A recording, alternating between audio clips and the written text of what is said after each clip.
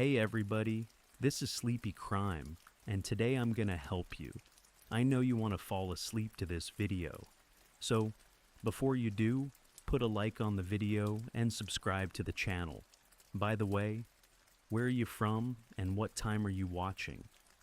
Make yourself comfortable and relax. Renee Leah, a 57-year-old businesswoman from Standerton, Mpumalanga, led a life marked by both professional dedication and personal warmth. Known for her commitment to the agricultural industry, she had spent years building a respected presence in the farming and logistics sectors.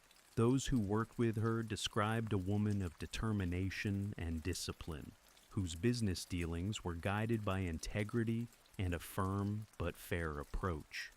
Her career was closely linked to the agricultural lifeblood of the Standerton region. She maintained relationships with local farmers, often ensuring that her services were reliable and transparent. Renee's business acumen was matched by a strong personal ethos. She believed deeply in the importance of community and lent her support to various causes over the years, particularly those that improved conditions for women in rural enterprises. She lived in a modest but well-kept home, choosing practicality over extravagance. Friends and neighbors recalled her warm greetings, her sharp wit, and the quiet generosity with which she approached life. Renee rarely sought the spotlight, preferring instead to let her work speak for her. Yet, in the tightly knit community of Standerton, she was known and respected. Despite her professional commitments, Renee maintained close ties with her family.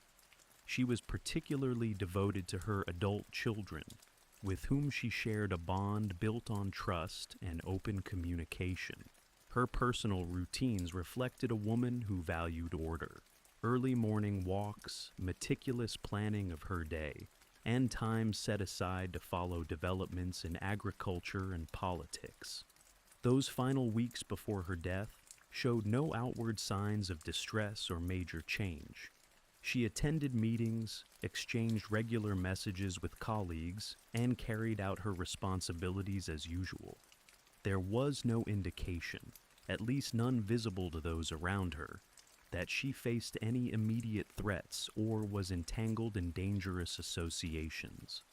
In retrospect, the calm of her final days only deepens the tragedy.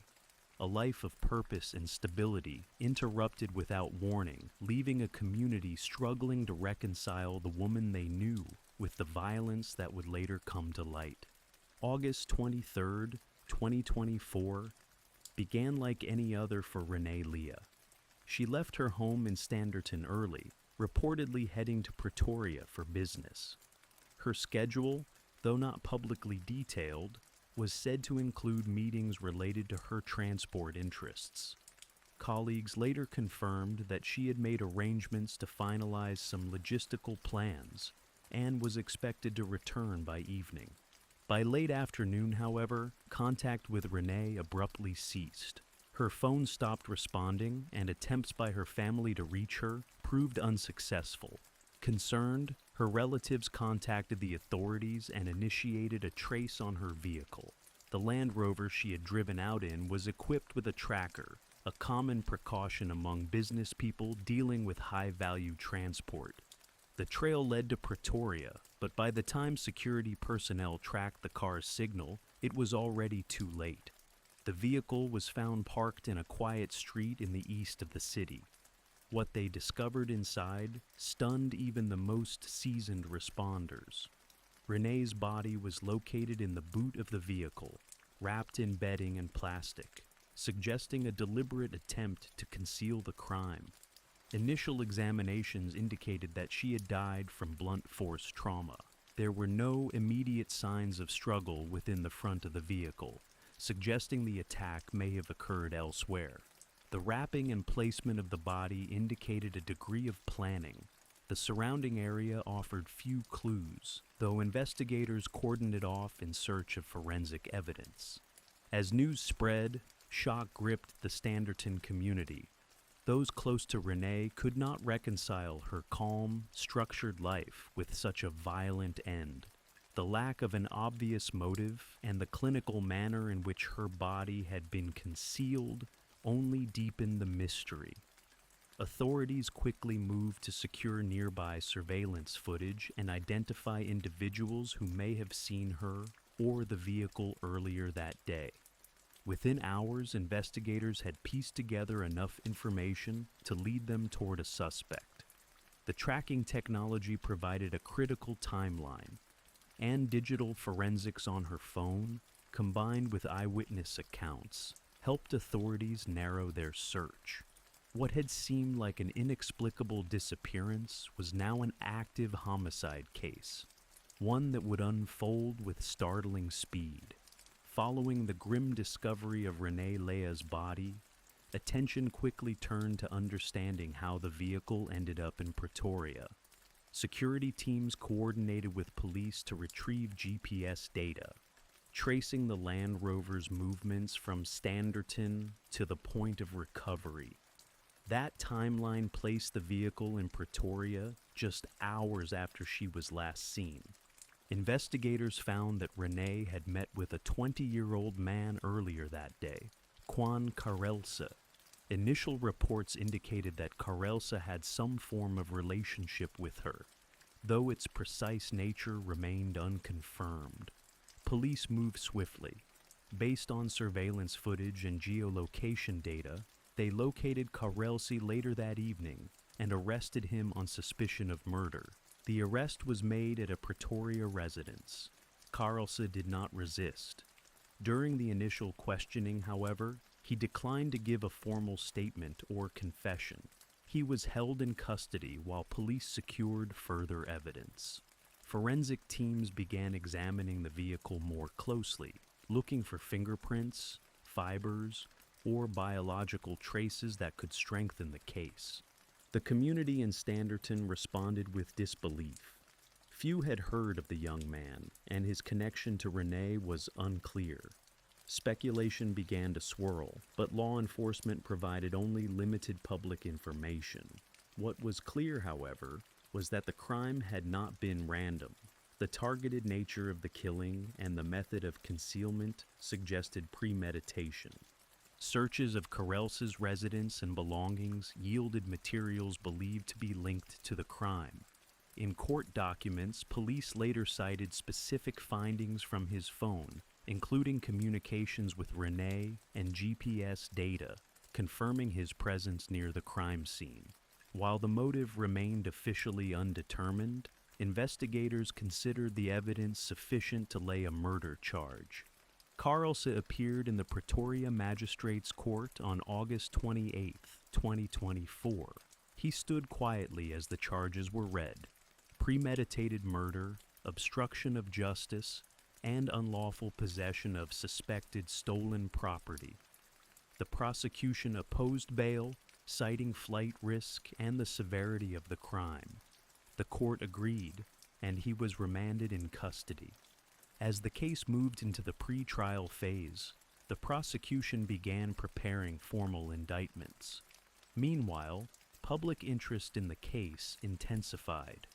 The image of a respected businesswoman killed under such circumstances drew national attention, adding pressure on authorities to ensure thorough and transparent proceedings. Kwan Karelse, born in 2004, entered public view abruptly when his name became associated with the murder of Renee Leah. Prior to the arrest, little was known about him outside of his immediate circle. Records indicate he had resided in Gauteng and was not employed in any high-profile occupation. At the time of his arrest, he was 20 years old. Authorities have not disclosed how Karelse first came into contact with Renee, though communications between them were recovered from digital devices. Early reports indicated they were acquainted, possibly through shared business or social circles, but no definitive relationship type was confirmed by police or court proceedings. Investigators treated the case as involving a known associate. Following his arrest, Karelsa's behavior in court was described as subdued. During his initial appearance, he offered no plea and remained largely silent, allowing his legal counsel to handle procedural matters. He declined to make a confession before a magistrate, despite media reports that he had earlier agreed to do so. Prosecutors later stated that no formal admission had been filed. Forensic examination of Karelsa's mobile device revealed interactions with Renee that investigators believed were connected to the timeline of the murder. Specific messages, location data, and call records were used to reconstruct events surrounding August 23rd.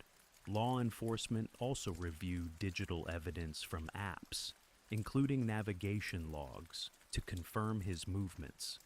In court filings, the state described Karelsa as posing a danger to the public. They emphasized the calculated nature of the crime, the transportation of the body, efforts to conceal it, and the disposal of key evidence. These factors were used to argue against his release on bail. The court accepted the recommendation, noting both the seriousness of the charges and the potential risk of witness tampering. At the time of detention, Karelsa had no prior criminal convictions known to the court. No psychiatric evaluations had been made public, and no additional suspects were named in the investigation. Authorities focused their efforts on building a case centered on premeditation and evidence found in his possession or associated locations. Family or acquaintances of Karelsa did not speak publicly following his arrest. No statements were released by his legal team regarding the alleged motive, and press access to proceedings was limited due to the nature of the charges. Media coverage, however, remained intense, as speculation about possible underlying disputes continued. By early September, prosecutors were preparing to formally indict him on charges that could lead to life imprisonment if convicted. The defense team requested time to review the state's evidence before entering a plea. The legal process was now set in motion, with Karelsa as the primary and only accused in a case that had shaken both a family and a community. The investigation into Renee Lay's murder began immediately after the discovery of her body. From the outset, investigators focused on reconstructing her final hours. Surveillance footage, mobile phone records, and GPS data from her Land Rover became central to the inquiry. Forensic teams meticulously examined the vehicle. Blood traces were located inside the boot and matched to Renee. The bedding and plastic sheets used to conceal the body were collected for DNA analysis. No weapons were found in the car, but bruising and trauma to Renee's head suggested a blunt object had been used. Police believed the murder had not occurred inside the vehicle, pointing instead to another location. Investigators secured footage from traffic and private security cameras along her likely route. From this, they identified the approximate time frame in which the car had entered Pretoria. Additional footage placed a man, later identified as Kwan Karelse, exiting the vehicle after it was parked. His movements in the hours following became a key focus. Cell phone records provided further clarity. Renee's phone had gone offline shortly after midday, while Karelse's phone remained active. Analysis showed that both phones were in the same area at critical times. Police also recovered deleted messages between the two, including a final exchange the morning of August 23rd. Interviews with Renee's colleagues and family members helped piece together a picture of her day. She had mentioned going to Pretoria, but did not provide details about whom she planned to meet. Investigators found no immediate indication that she anticipated danger. No alerts or distress messages were sent. A search warrant was executed at a property associated with Karelse. Forensic officers collected digital devices, clothing, and samples for testing. Among the items retrieved were articles with traces of blood, later matched to Renee, These items became key pieces of evidence in the state's case. Police officials briefed the media cautiously, revealing only that the investigation was progressing and that a suspect was in custody. They refrained from discussing potential motives, emphasizing the importance of maintaining the integrity of the legal process. Rumors circulated, but none were confirmed by official sources. Behind the scenes, prosecutors and investigators worked closely to prepare a case that would meet the burden of proof in court. Autopsy results confirmed that Renee had died from multiple blunt force impacts to the head, consistent with the theory of a deliberate and violent attack. By the end of September 2024, law enforcement had compiled a comprehensive report outlining the chain of evidence against Karelza. The prosecution now had forensic, digital, and circumstantial evidence supporting the charge of premeditated murder. After the arrest of Juan Karelse, the legal process began in earnest. His first court appearance occurred at the Pretoria Magistrates Court on August 28, 2024. During the brief session, the prosecution formally laid charges including premeditated murder, unlawful possession of suspected stolen property, and obstruction of justice. He was not required to enter a plea at this stage. The state argued strongly against bail, citing the seriousness of the crime, the potential for flight, and the possibility of interference with the investigation. The court agreed. Karelza was remanded in custody pending further hearings. His defense attorney requested time to review the state's case file, including forensic evidence and digital records. Prosecutors, meanwhile, focused on strengthening their case. By early September, they had secured DNA matches, call logs, GPS data, and eyewitness statements. These formed the basis of a comprehensive indictment. The court scheduled a formal bail hearing, but no new arguments were presented that could alter his detention status. Bail was denied. Legal documents filed in preparation for trial outlined the prosecution's argument. They alleged that the murder was premeditated, supported by the calculated method of transporting and concealing Renee's body. The presence of her blood on clothing found at a location linked to Karelza and the absence of a credible alternative explanation contributed to the strength of the case. Defense strategy remained unclear. No public statements were made regarding motive, and no plea was entered during preliminary hearings. Karelza's attorney signaled an intent to challenge the admissibility of some digital evidence, possibly on grounds of privacy or procedural error, though such challenges had not yet been filed. The magistrate's court referred the matter to the High Court for trial, given the seriousness of the charges.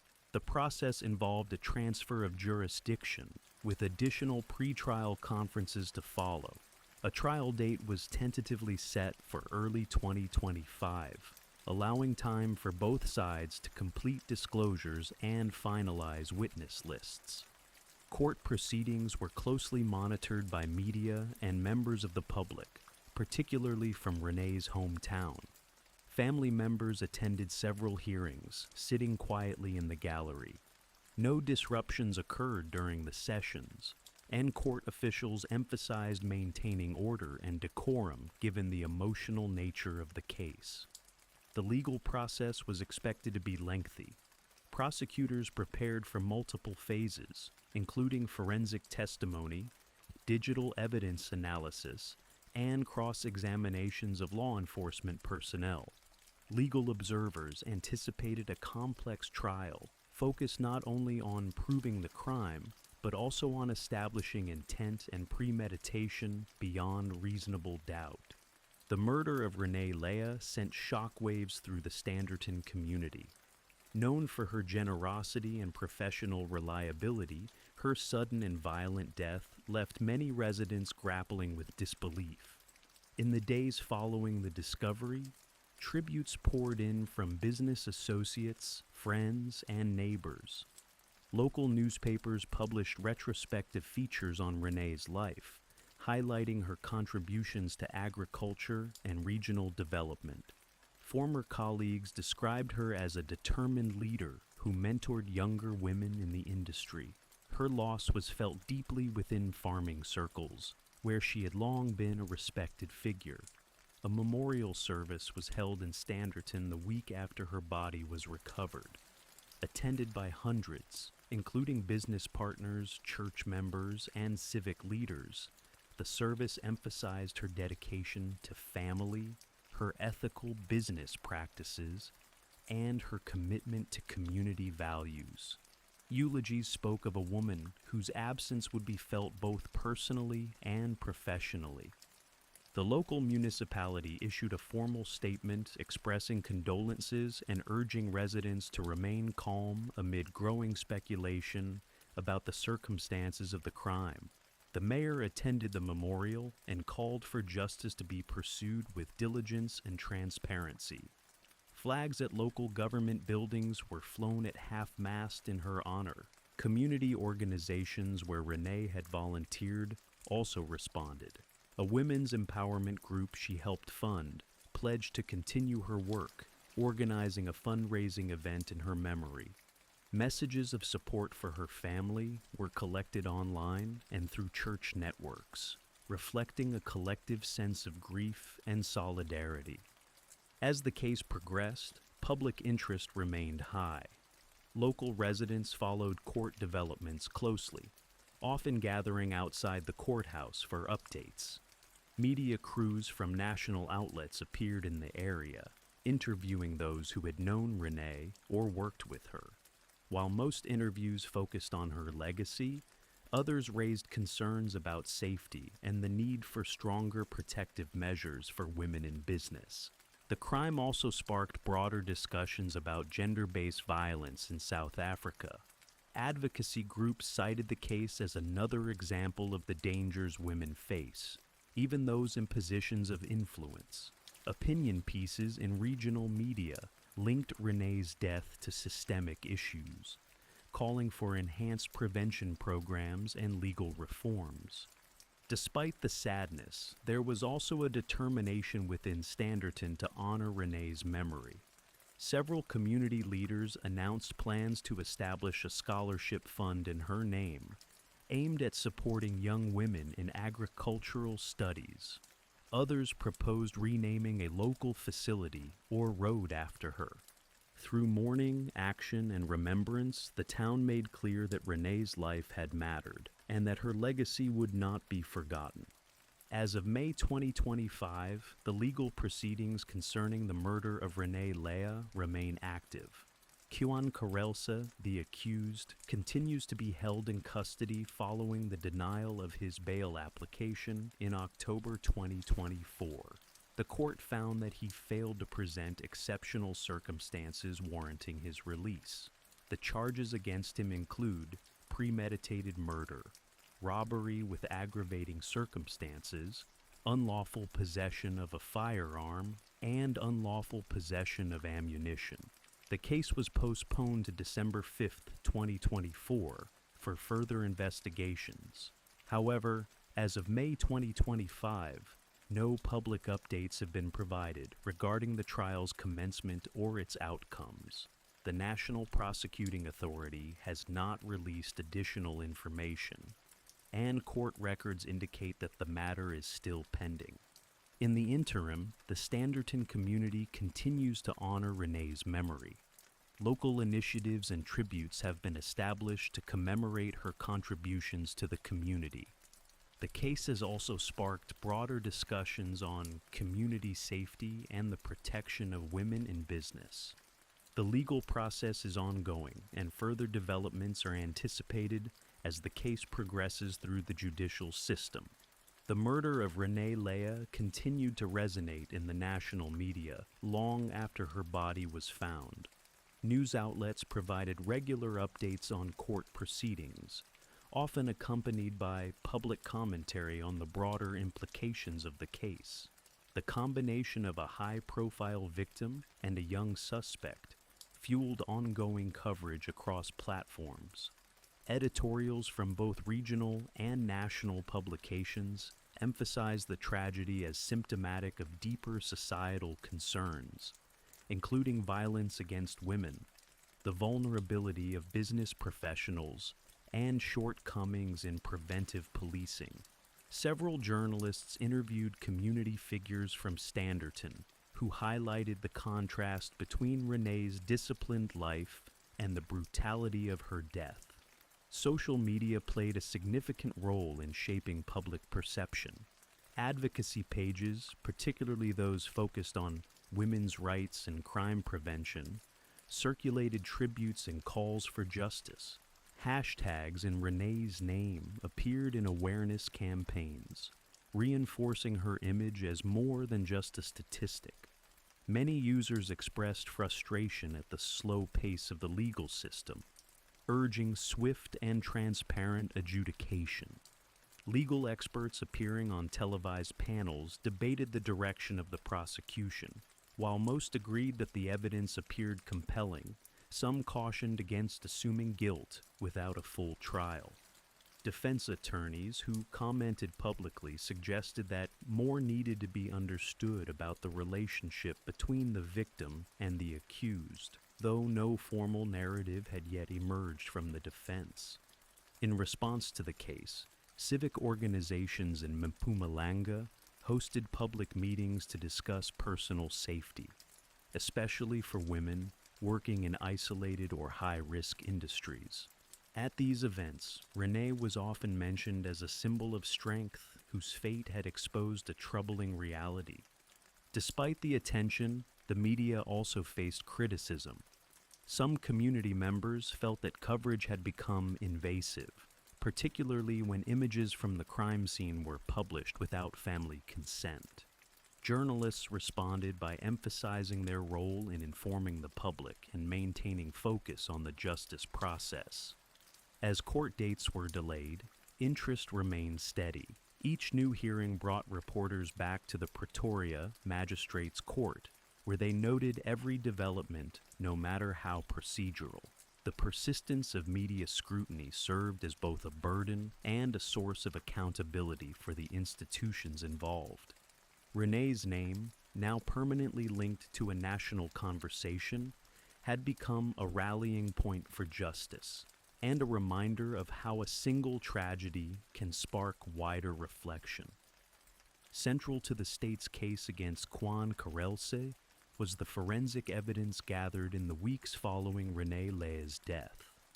Authorities assembled a team of forensic pathologists, crime scene analysts, and digital experts to support their findings. Their role was to tie physical and digital elements together into a coherent narrative that could withstand legal scrutiny.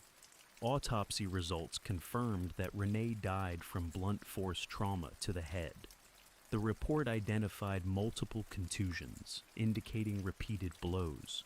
No defensive wounds were found, suggesting she may have been attacked suddenly or from behind. Toxicology tests returned negative for sedatives or other incapacitating substances, narrowing the scope of possible scenarios. Crime scene technicians processed Renee's vehicle with advanced luminol applications and blood detection reagents. Although most visible blood was found in the boot, small traces were also discovered near the rear seats. Fiber samples collected from the bedding and plastic used to wrap the body matched those found at a location associated with Karelse, further strengthening the chain of evidence. One key piece of forensic material was a pair of gloves retrieved from the same premises. Lab analysis revealed a combination of DNA profiles, including that of the victim. Investigators interpreted this as an attempt to avoid leaving fingerprints, though microscopic sweat residue still yielded usable biological material. On the digital front, forensic IT experts extracted data from multiple devices. Karelse's smartphone contained location history, aligning with the vehicle's path from Standerton to Pretoria. Deleted text messages were recovered using software that reconstructed app logs, revealing communication with Renee in the hours preceding her death. Experts also retrieved browsing history and app usage patterns that suggested attempts to remove traces of contact. Metadata analysis showed that Karelza had accessed navigation tools shortly after the estimated time of death. Investigators viewed this as a deliberate effort to locate a suitable site to leave the vehicle. Phone signal triangulation placed him at or near the final location, confirming movement patterns that correlated with the tracker logs from Renee's car. Throughout this process, forensic personnel maintained strict chain of custody protocols. Each item, sample, and device was cataloged and stored to ensure admissibility in court. Preliminary results were shared with the prosecution, who used them to reinforce the case for premeditation. While the defense had not publicly contested the findings, they were expected to challenge the methods used for data recovery and interpretation. Legal analysts anticipated that the admissibility of digital messages and GPS evidence might become focal points in pre-trial motions. As the trial date approached, the defense team representing Juan Karelza began to reveal aspects of their strategy. While maintaining their client's plea of not guilty, they focused efforts on challenging the strength and interpretation of the state's evidence. Initial filings from the defense centered on two main areas: procedural irregularities and the admissibility of digital data. In documents submitted to the court, Karelza's legal counsel argued that elements of the forensic search, particularly the extraction of deleted messages, may have exceeded lawful bounds. They questioned whether appropriate warrants had been secured for the recovery of app-based data and location history. The defense claimed that if any digital material was obtained without proper authorization, it should be excluded from evidence. Further pretrial motions addressed the forensic handling of physical evidence. Defense attorneys requested detailed logs on the chain of custody for gloves, clothing, and fiber samples collected from Karelza's residence. They asserted that even minor documentation gaps could cast doubt on the integrity of the evidence. The court ordered the prosecution to submit full procedural reports for review.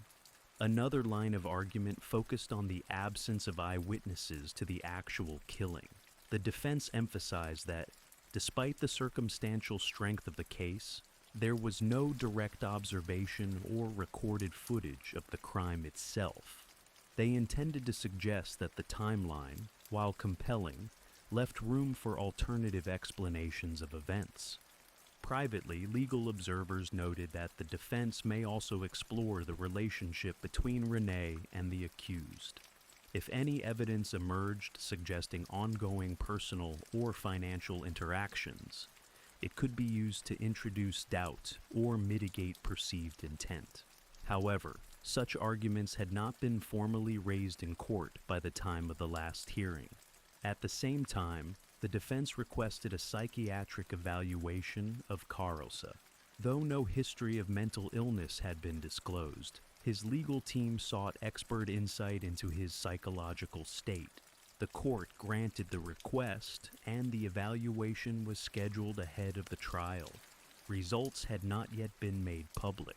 The judge presiding over the case scheduled a series of hearings to address the defense motions. Both parties were required to submit supporting affidavits and expert testimony where applicable. These proceedings would determine the scope of evidence admissible at trial and help shape jury instructions if the case proceeded to a full hearing. With the next court date set, legal teams prepared for what promised to be a technically complex and closely watched trial. The defense's approach, while yet to be fully articulated, signaled a willingness to engage each aspect of the prosecution's case point by point. By early 2025, the case against Juan Karelza entered its final phase before trial. The court calendar was updated to reflect the anticipated start date in mid-year. allowing both legal teams additional time to complete filings, submit expert lists, and finalize the scope of admissible evidence. Behind the scenes, the prosecution and defense intensified their preparations.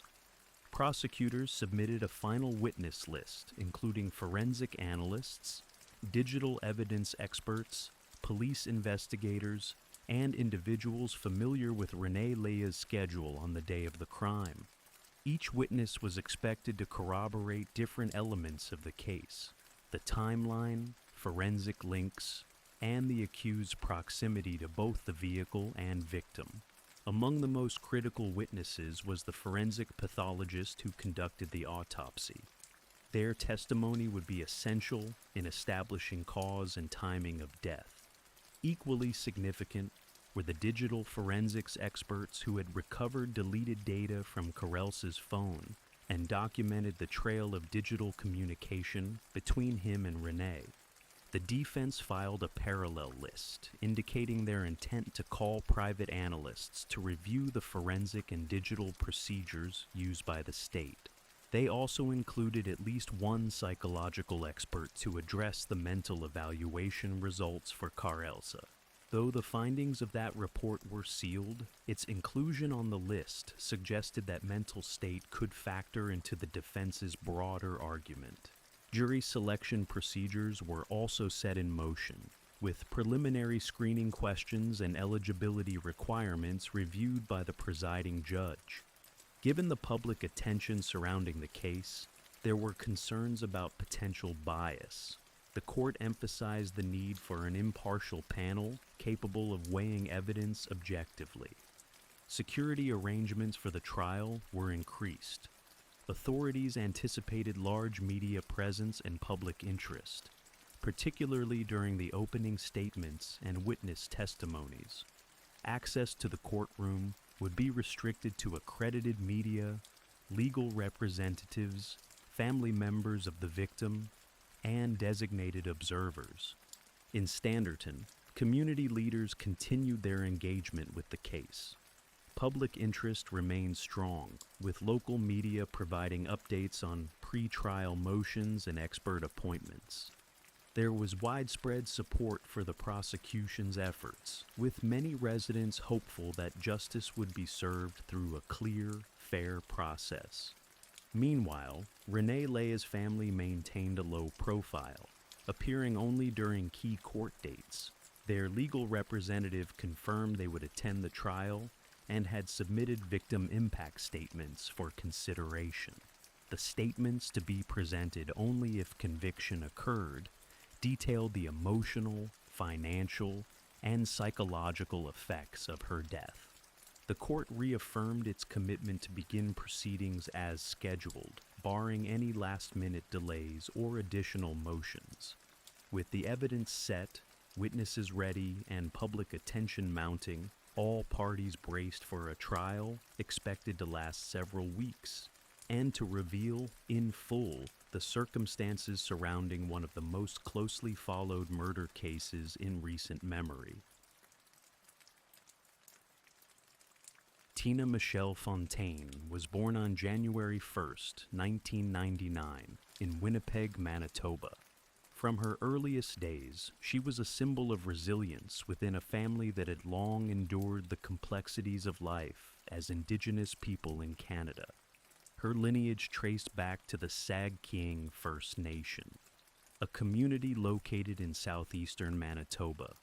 Tina's birth was not only a beginning for her, but also a continuation of a family legacy shaped by both hardship and love. She was the daughter of Eugene Fontaine and Valentina Duck, both parents themselves the products of a child welfare system that often failed Indigenous families, carried the weight of generational trauma. Tina's early years were marked by instability within her immediate family, yet she found a measure of stability and warmth in the care of her great-aunt Thelma Favell and great-uncle Joseph Favell. It was in Powerview Pine Falls, a small town near Sag-King, where she lived with them, surrounded by her cousins and extended relatives. Tina was described as bright and affectionate, a young girl who liked to laugh and was close to her siblings. Her great aunt took on the role of a maternal figure, offering her a structured environment and ensuring she attended school. At Sag King Anisinabe High School, she showed promise, particularly in her earlier years, engaging with her classmates and taking part in school activities. Despite the supportive environment at home, Tina's life was not without its emotional burdens. She was aware of her parents' struggles with addiction and the instability that had kept them largely absent from her life. Her relationship with her biological mother remained distant, and contact with her father was sporadic. These absences shaped her understanding of family and identity, leaving emotional gaps that she would later seek to fill. The turning point came in 2011 when Tina was 12. Her father, Eugene Fontaine, was found dead in a garage in the small community of St. George, Manitoba. He had been severely beaten. His death, a violent and traumatic loss, had a profound impact on Tina. It marked a shift in her emotional stability, and those close to her noted changes in her behavior. Tina began to struggle with grief, and her once consistent presence at school became irregular. The death of her father was not just the loss of a parent, it was the shattering of a fragile connection to her roots. Tina's behavior shifted subtly at first. Mood swings, declining academic performance, a loss of enthusiasm for things she once enjoyed. Then came more visible signs of distress, skipping school, experimenting with substances, and withdrawing from her caregivers. Thelma Favo, deeply concerned, sought help from local support services, trying to navigate the bureaucratic complexities of child and family services. But support was fragmented. The system, though designed to protect children, was overburdened and often under-resourced, especially when dealing with indigenous families.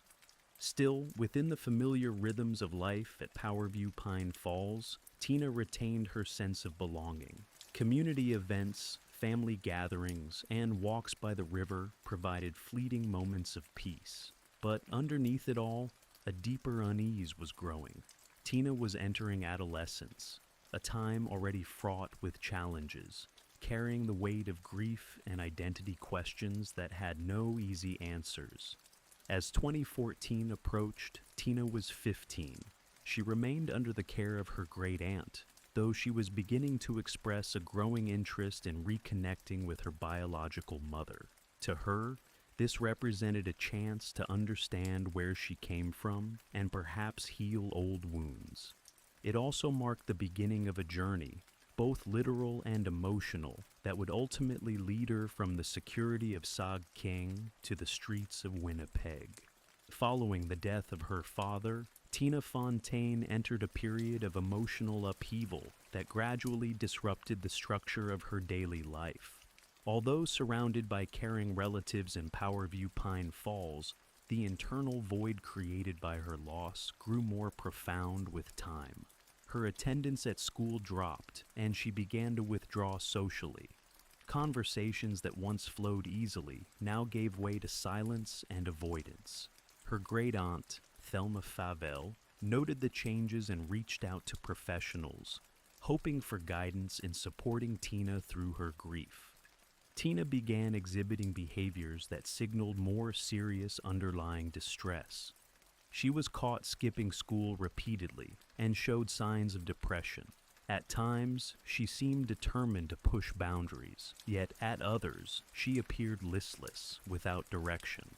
Friends and relatives described a girl whose bright demeanor had dulled. At just 12 years old, she was carrying the weight of trauma without adequate tools to process it. In the months that followed, Tina began experimenting with marijuana and alcohol. This was not uncommon among adolescents in her community, but in Tina's case, it was compounded by emotional volatility and a yearning for connection. She sought out older peers, often placing herself in vulnerable situations. Thelma, increasingly alarmed, made the difficult decision to contact Child and Family Services, hoping the system could provide additional support and stability.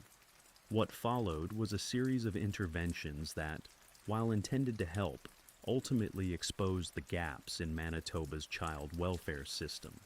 Tina was placed in a series of temporary accommodations, sometimes shuffled between different foster homes and group settings. Some placements lasted only days. On multiple occasions, she was placed in hotels, a controversial practice used when traditional placements were unavailable. These hotel stays often lacked supervision, structure, and basic safety protocols. While in care, Tina's contact with her support network in Powerview Pine Falls became inconsistent. She missed school, avoided counseling appointments, and began staying out late. Reports from social workers and CFS personnel documented missed check-ins and difficulty locating her. The system was struggling to keep track of her movements. Throughout this period, Tina was still in contact with her great-aunt, who remained an anchor in her life. Phone calls between them often carried the emotional weight of their bond, with Tina sometimes expressing a desire to return home, while at other times speaking hopefully about reconnecting with her mother in Winnipeg. Thelma tried to remain optimistic, but increasingly felt she was losing sight of her niece. By the spring of 2014, Tina had turned 15. The emotional strain she had endured for nearly 3 years had left lasting marks. Despite her family's efforts and CFS's involvement, she remained a girl adrift within a fragmented system. The decisions made in the months to come would reflect broader systemic issues: understaffing, insufficient training, and a lack of culturally appropriate support for Indigenous youth. When Tina expressed a desire to visit Winnipeg that June, her great-aunt hoped it might be an opportunity for healing. She had been curious about her mother for some time, and the idea of reconnection offered the potential for closure. But it also carried risks.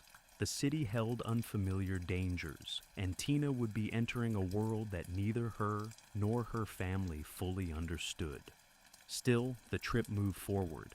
Her great-aunt arranged for her to travel to Winnipeg with a promise that CFS would oversee her placement and monitor her welfare. In theory, it was a managed transition. Tina would be housed, supported, and safe. In reality, it marked the beginning of her detachment from the support systems that had anchored her. What lay ahead in Winnipeg would expose Tina to environments far more chaotic and dangerous than anything she had known. It would also cast a glaring spotlight on the systemic failures that allowed a vulnerable teenage girl to disappear from view, despite being in the care of institutions designed to protect her. In June 2014, Tina Fontaine boarded a vehicle that would take her from Powerview Pine Falls to Winnipeg. It was a trip she had anticipated for some time, driven by her wish to reunite with her biological mother. For a 15-year-old carrying the weight of loss and unanswered questions, the city offered hope. It also presented an illusion of escape from grief, confusion, and the boundaries of a tightly knit community. Upon arrival, Tina was placed under the supervision of Child and Family Services. The arrangement was intended to offer structured support while she reconnected with her mother, but structure quickly gave way to fragmentation.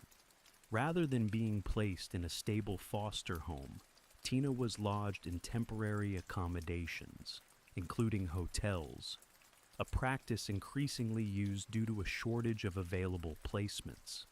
These environments lacked supervision, and the absence of consistent adult presence left her vulnerable. Tina found her mother, Valentina Duck, living in Winnipeg's inner city. Their initial meetings were emotional. The longing that had built over years spilled out into tearful reunions and tentative conversations. But Tina soon realized her mother's situation was deeply complicated. Valentina was battling addiction and living in unstable housing. The relationship Tina had hoped to build was strained by circumstance. Still, she returned frequently, spending nights away from her designated accommodations, slipping further out of the oversight of child welfare. In the city, Tina entered a world far removed from the safety of her great-aunt's home. She began associating with older individuals, some involved in illicit activities. Social workers noted her absence from check-ins, and police would occasionally return her to care. Yet the cycle continued. Tina would leave again, drawn by emotional needs and the desire for independence. Her vulnerability was evident. Small in stature and soft-spoken, she was often mistaken for someone much younger. On the streets of Winnipeg, this made her a target. She was exposed to exploitation, yet the institutions responsible for her protection struggled to respond in time or with the necessary resources. By mid-July, Tina had come to the attention of police. She was found in a vehicle stopped by officers during a routine check. The driver was a known offender, and Tina was listed as missing. She was taken into care briefly, but within days had again left her placement. Each incident added to a growing file, each note a piece of a puzzle that no agency seemed able to complete. In late July, she was again reported missing. It was the third time in a short span, but the urgency behind the label "missing" had lost its power. The systems intended to locate and recover her treated her disappearance as temporary, expecting her to resurface as she had before. Tina was spotted several times in early August. Surveillance cameras captured her, walking near Winnipeg's downtown core. Witnesses recalled seeing her in the company of older individuals, moving from one address to another. Her last known interactions with police occurred on August 8th, when she was found passed out in an alleyway behind a downtown building. Officers took her to the hospital and then turned her over to CFS. Within hours, she had left her placement again.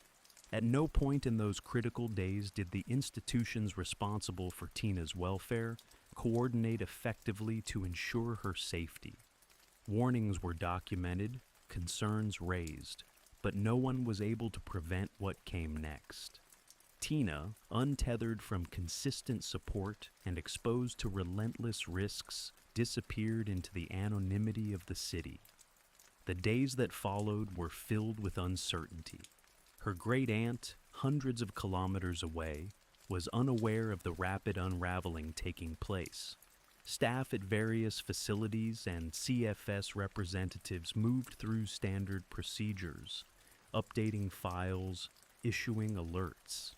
But Tina was no longer within reach. Somewhere in Winnipeg, she had become invisible. It was a disappearance marked not by a dramatic vanishing, but by quiet oversight, the erosion of safeguards in plain sight. Each missed opportunity, each failure to intervene meaningfully, carried consequences that would soon be felt far beyond the city. The last confirmed sighting of Tina Fontaine occurred in the early days of August 2014. In downtown Winnipeg, a surveillance camera recorded her small frame walking alone near Portage Avenue. The footage was grainy, but her identity was unmistakable. Shortly after, she vanished from view. Those tasked with her care noted her absence, updated records, and contacted police. But by then, Tina had already slipped beyond the reach of systems that had failed to protect her. Her great-aunt, still unaware of the mounting crisis, was informed that Tina was once again reported missing. It was not the first time, but this time felt different. The days stretched on with no contact. For those who had grown accustomed to Tina resurfacing quickly, her continued silence was ominous. On August 17, 2014, a group of recreational paddlers on the Red River made a grim discovery near the Alexander Docks in downtown Winnipeg. Floating near the riverbank, they noticed a bundle wrapped in plastic. The sight was unsettling. Emergency responders were contacted, and the Winnipeg Police Service cordoned off the area. When the bundle was brought ashore, it was clear it concealed a body. Forensic teams worked quickly. Inside the plastic covering, weighed down with rocks, was the body of a young girl. It was Tina Fontaine. She was clothed in the same outfit she had last been seen wearing, a zip-up hoodie and jeans. The condition of the remains indicated that she had been in the water for several days. The discovery stunned the city and triggered an immediate response from authorities. The announcement that the body had been identified as Tina Fontaine sent shockwaves through Manitoba and across Canada. The image of the 15-year-old, often described as barely over 5 feet tall and weighing just over 70 pounds, contrasted starkly with the violence of her final days. The discovery raised urgent questions.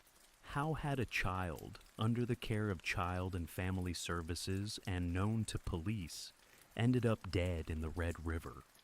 The investigation that followed was complex. Detectives interviewed numerous individuals who had seen Tina in the weeks before her disappearance. Tips came in, some offering detailed descriptions of her movements, others leading to dead ends. Police retraced her steps from the time she left her last placement, examining camera footage, phone records, and public sightings. A troubling pattern emerged. In the days before her disappearance, Tina had been repeatedly failed by protective systems. After being found unconscious behind a downtown building on August 8th, she was taken to the hospital, assessed, and released to CFS. Just hours later, she was gone. There was no secure facility, no follow-up monitoring. Each layer of oversight had proved ineffective. The search for suspects began in earnest. Investigators canvassed the area where Tina had been found, looking for witnesses and examining evidence that might point to who had last seen her alive. A timeline was developed based on public tips and surveillance footage. But without immediate leads, the case grew colder. The city mourned, and calls for justice intensified. Public outrage grew in response to both the tragedy itself and the systemic issues it revealed. Many questioned how a teenager could be known to so many institutions and yet still be lost to violence. Vigils were held across Winnipeg. Indigenous communities organized marches, carrying photos of Tina and demanding accountability. The words, "We are all Tina," became a rallying cry. As the summer ended, Winnipeg's Red River no longer flowed as a quiet urban boundary. It had become a symbol, a place where the failures of a society to protect its most vulnerable had been laid bare. For investigators, the work was far from over. Tina's death was no longer just a case. It had become a national issue, a call to confront the deeper, long-standing injustices faced by Indigenous youth across the country. Following the discovery of Tina Fontaine's body in the Red River, the Winnipeg Police Service launched an intensive investigation. Detectives focused on tracing her final days, identifying anyone who had seen or interacted with her, and establishing a timeline. Surveillance footage, witness interviews, and forensic evidence were all scrutinized in an effort to uncover who had last been with Tina and how she had died. The early stages of the investigation revealed that Tina had been in contact with numerous individuals in downtown Winnipeg. Among the names that surfaced was Raymond Cormier, a man in his 50s who had been known to associate with vulnerable youth. Cormier had no fixed address and had a history of minor criminal offenses. His name came up repeatedly in interviews, with some witnesses indicating he had been in Tina's company in the days before her disappearance. In December 2015, over a year after Tina's death, police arrested Raymond Cormier and charged him with second-degree murder. The decision was based largely on a covert surveillance operation, in which police had recorded Cormier over several months. During these recordings, he made a series of statements that investigators believed were incriminating. The Crown built its case on these remarks, arguing they pointed to a consciousness of guilt. The trial began in January 2018. Over several weeks, the court heard from witnesses, including police officers, forensic experts, and individuals who had known both Tina and Cormier. The prosecution presented the covert recordings, which captured Cormier speaking about Tina, referencing the circumstances of her death, and expressing fear about being caught. Phrases like, "she was gonna rat me out," were highlighted by the Crown as central to their argument. However, the defense raised significant concerns about the strength of the evidence. There was no DNA linking Cormier to Tina, no eyewitnesses to a crime, and no clear cause of death established by the autopsy. While the coroner confirmed Tina's body had been wrapped in plastic and weighted down, the exact manner of her death remained undetermined. The defense argued that Cormier's recorded statements were vague and not direct admissions of guilt, and that without physical evidence or a confirmed cause of death, the charge could not be substantiated. Throughout the trial, members of Tina's family and supporters of indigenous rights filled the courtroom. They listened as her final days were reconstructed in legal detail. The atmosphere was charged with emotion. For many, this trial was not only about justice for Tina, but also about confronting the broader failures that had allowed her to be placed in harm's way. On February 22, 2018, after days of deliberation, the jury delivered its verdict, not guilty. Raymond Cormier was acquitted of all charges. The courtroom was silent as the decision was read. Some family members wept. Others sat in stunned disbelief. The acquittal sent ripples across the country. Public reaction was swift and divided. Advocates for indigenous rights expressed outrage, while legal experts debated the challenges of prosecuting cases involving vulnerable victims and limited forensic evidence. The aftermath of the trial was marked by renewed calls for accountability. Political leaders and community organizations pointed to the broader implications of the verdict. Tina had been in government care, interacting with multiple agencies, police, and health workers in the days before her death. Yet, in the end, no one was held legally responsible for what happened to her. While the courtroom proceedings had concluded, the public conversation surrounding Tina's case had only intensified. Her death, and the lack of a conviction, became a catalyst for re-examining how indigenous children were treated in the justice and welfare systems. The legal chapter was over, but the societal reckoning had just begun. The acquittal of Raymond Cormier ignited a wave of national grief, frustration, and reflection. For many, the trial's outcome was not merely a legal verdict.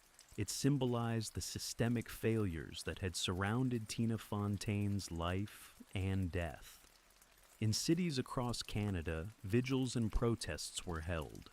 Candles lit in memory of the 15-year-old whose story had come to represent a broader crisis affecting Indigenous communities. In Winnipeg, crowds gathered outside the courthouse, many holding signs with Tina's photo. The grief was palpable, as was the anger. Community members, activists, and Indigenous leaders addressed the crowd, speaking not only of Tina's death, but of the many other Indigenous women and girls who had gone missing or been murdered with little response. Tina's face became part of a wider movement, a symbol of what needed to change. Political leaders responded to the public outcry.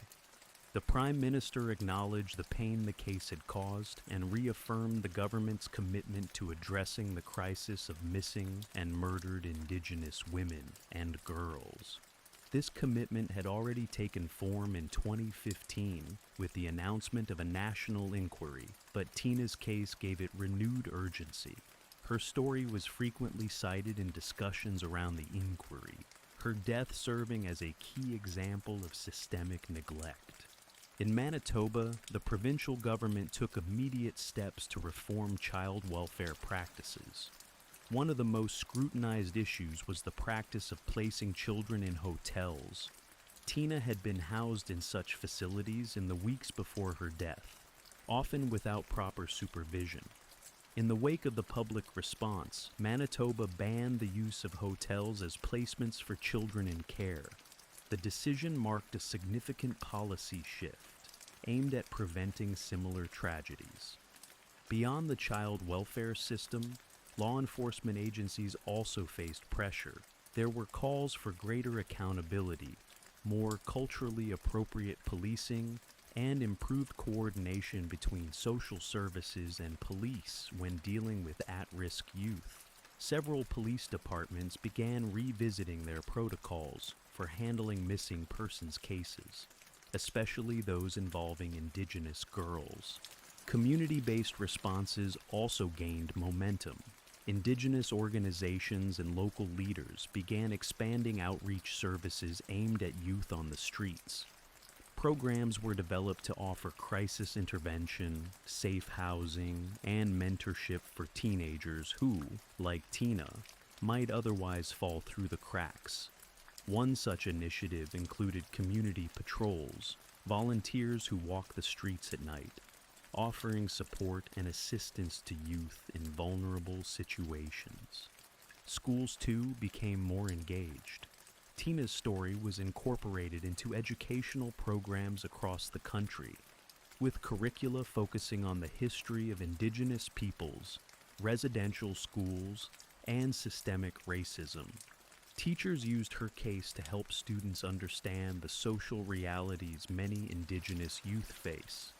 National media coverage remained intense in the months after the trial. Documentaries, investigative reports, and opinion pieces examined every aspect of Tina's case, from her time in care to her final days in Winnipeg. This sustained attention helped keep the issue in the public consciousness and reinforced the need for structural reform. While no single reform could undo what had happened, the cumulative impact of the changes following Tina's death marked a turning point. Her story had prompted a national reckoning, forcing governments, institutions, and individuals to confront uncomfortable truths. Tina Fontaine, in death, became a catalyst for awareness and a call to action. But for those closest to her, these changes came with a heavy cost. The reforms were necessary, but they were also a reminder that they came too late for Tina. Her great-aunt, family members, and community carried on her memory. Their advocacy now part of a larger struggle to ensure no other child would be forgotten. Tina Fontaine's death marked a defining moment in Canada's ongoing struggle to confront the legacy of colonialism, systemic racism, and institutional neglect faced by Indigenous peoples. Her image, youthful, gentle, and small, was etched into the national consciousness. In the years following the trial and its aftermath, her story became a focal point for reform, education, and remembrance. In Winnipeg and across the country, annual vigils and memorial walks became fixtures of public life. Each August, on the anniversary of Tina's death, people gathered along the banks of the Red River, near the Alexander Docks, where her body was found. Community members held signs, shared stories, and sang songs in her memory. Red dresses, a symbol of the lives of missing and murdered Indigenous women and girls, were hung from trees, lampposts, and bridges, silent witnesses to enduring grief. In Tina's hometown of Powerview Pine Falls and on Sagkeeng First Nation, her family continued to speak out. Thelma Favol, her great-aunt, became an advocate, her voice steady and resolute in forums and interviews. She spoke not only of Tina's final days, but of her childhood, her hopes, and the love that surrounded her despite the challenges she faced. Through Thelma, Tina's story was rooted in truth, not as a symbol alone, but as a life with depth and meaning. In response to Tina's case and others like it, Indigenous-led initiatives began to grow. Outreach programs aimed at street-involved youth were expanded in Winnipeg.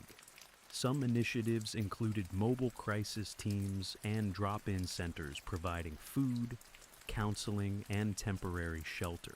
These services prioritized culturally informed care, recognizing the importance of language, ceremony, and community in the healing process.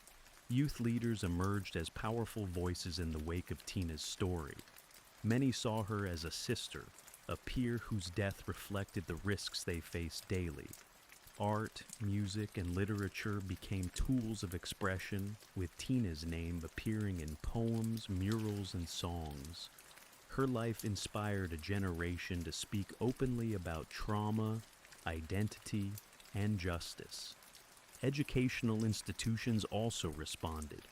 Teachers introduced Tina's story in classrooms not as a case study in tragedy, but as a catalyst for understanding Canada's broader history with Indigenous peoples.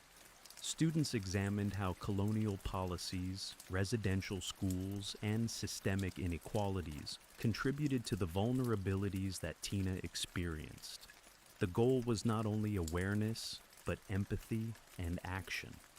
The National Inquiry into Missing and Murdered Indigenous Women and Girls, launched in 2016, referenced Tina Fontaine throughout its proceedings. Her case was often cited as a clear example of institutional failure, underscoring the urgency of its work. In its final report, the inquiry offered over 200 recommendations, many aimed at reforming child welfare, policing, and public health systems. Tina's death had helped shape that mandate. Though no individual was held criminally responsible for Tina's death, the impact of her story endured. It shaped policy, mobilized communities, and challenged long-standing systems of neglect. But perhaps most significantly, it compelled a nation to look closely at itself, to confront the disparity between its promises of care and the realities lived by its most vulnerable. Her memory remains in countless spaces, in the gentle current of the Red River, in the words of advocates who invoke her name, and in the quiet determination of those who walk city streets at night, making sure no one else is left alone. Tina Fontaine did not live to see the changes her story inspired, but through those changes, however incomplete, her legacy lives on, rooted not in the circumstances of her death, but in the collective resolve to honor her life. Heather Bogle was a 28-year-old mother living in Clyde, Ohio, balancing the demands of single parenthood with a steady job at the local Whirlpool plant. She was known as a devoted mother to her 5-year-old daughter, Mackenzie, and a determined worker who had dreams of becoming a nurse. Her shift at the Whirlpool facility was overnight, a demanding schedule she managed in order to provide for her daughter. On the evening of April 8, 2015, Heather clocked in for what appeared to be a typical night at work. She was scheduled to finish by the morning of April 9th. That morning, Heather completed her shift and was seen leaving the Whirlpool parking lot around 6:17 a.m. Her co-workers noted nothing unusual about her behavior. She walked to her dark green Oldsmobile Alero, got inside, and drove off. After that, Heather vanished. Her family grew concerned almost immediately. Heather was not answering her phone and did not return to pick up Mackenzie. She also failed to show up for a hair appointment scheduled later that day, an unusual break from her typical reliability. Calls and texts went unanswered. That evening, Heather's sister reported her missing to the Sandusky County Sheriff's Office. The concern quickly spread through Clyde, prompting a flurry of social media posts and local search efforts.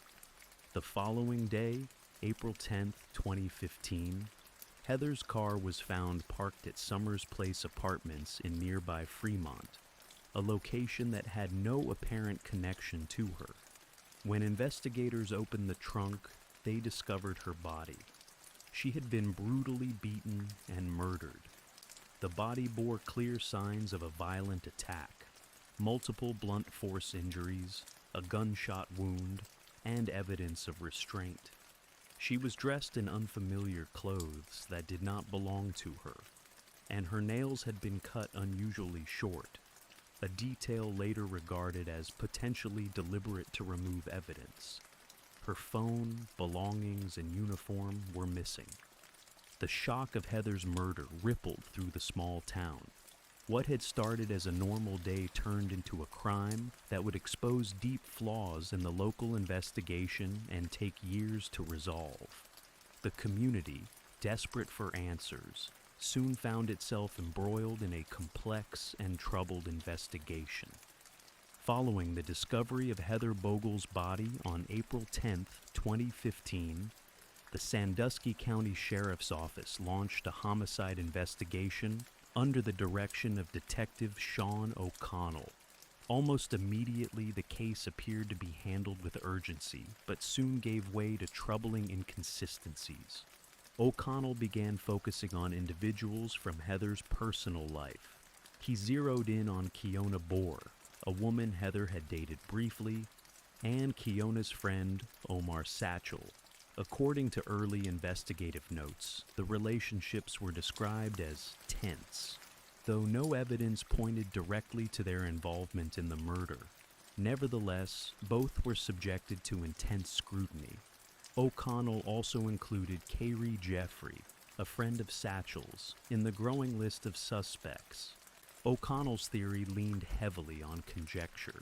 He suggested the murder was related to Heather's sexuality, implying that a circle of people from her personal life conspired to harm her out of jealousy or revenge.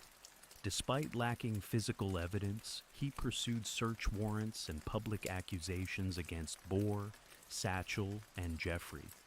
Cell phones were confiscated. Public pressure mounted. All the while, the crime scene evidence remained underanalyzed. The car where Heather was found had not been properly preserved. Surveillance footage from the area where the car was abandoned was not promptly reviewed. DNA under Heather's fingernails and on her clothing had not been matched to any of the suspects.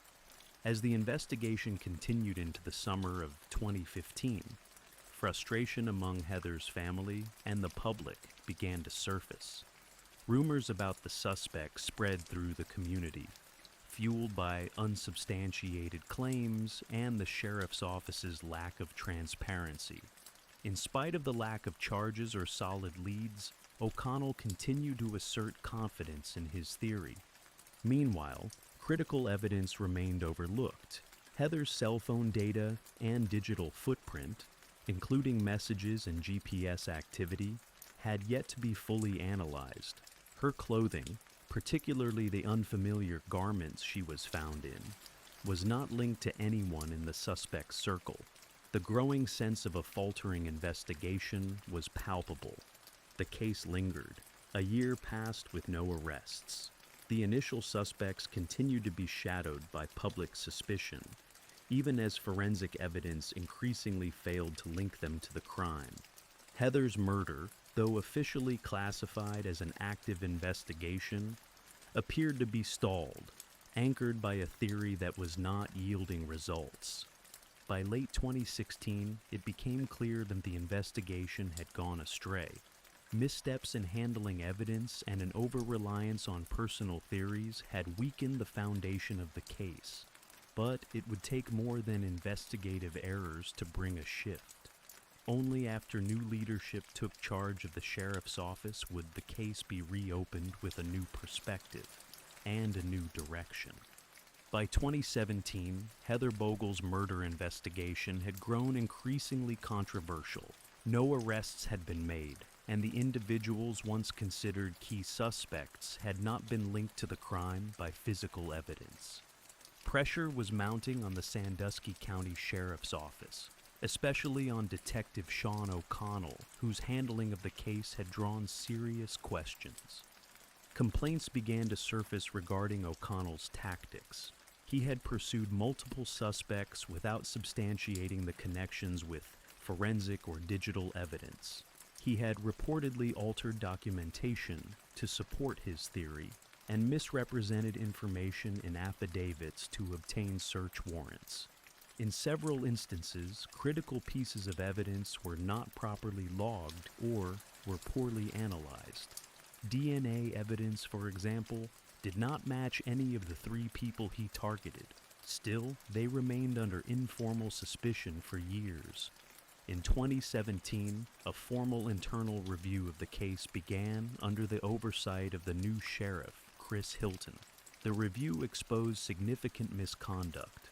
Among the findings were falsified investigative notes, misused search warrants, and an overall lack of proper forensic follow-through.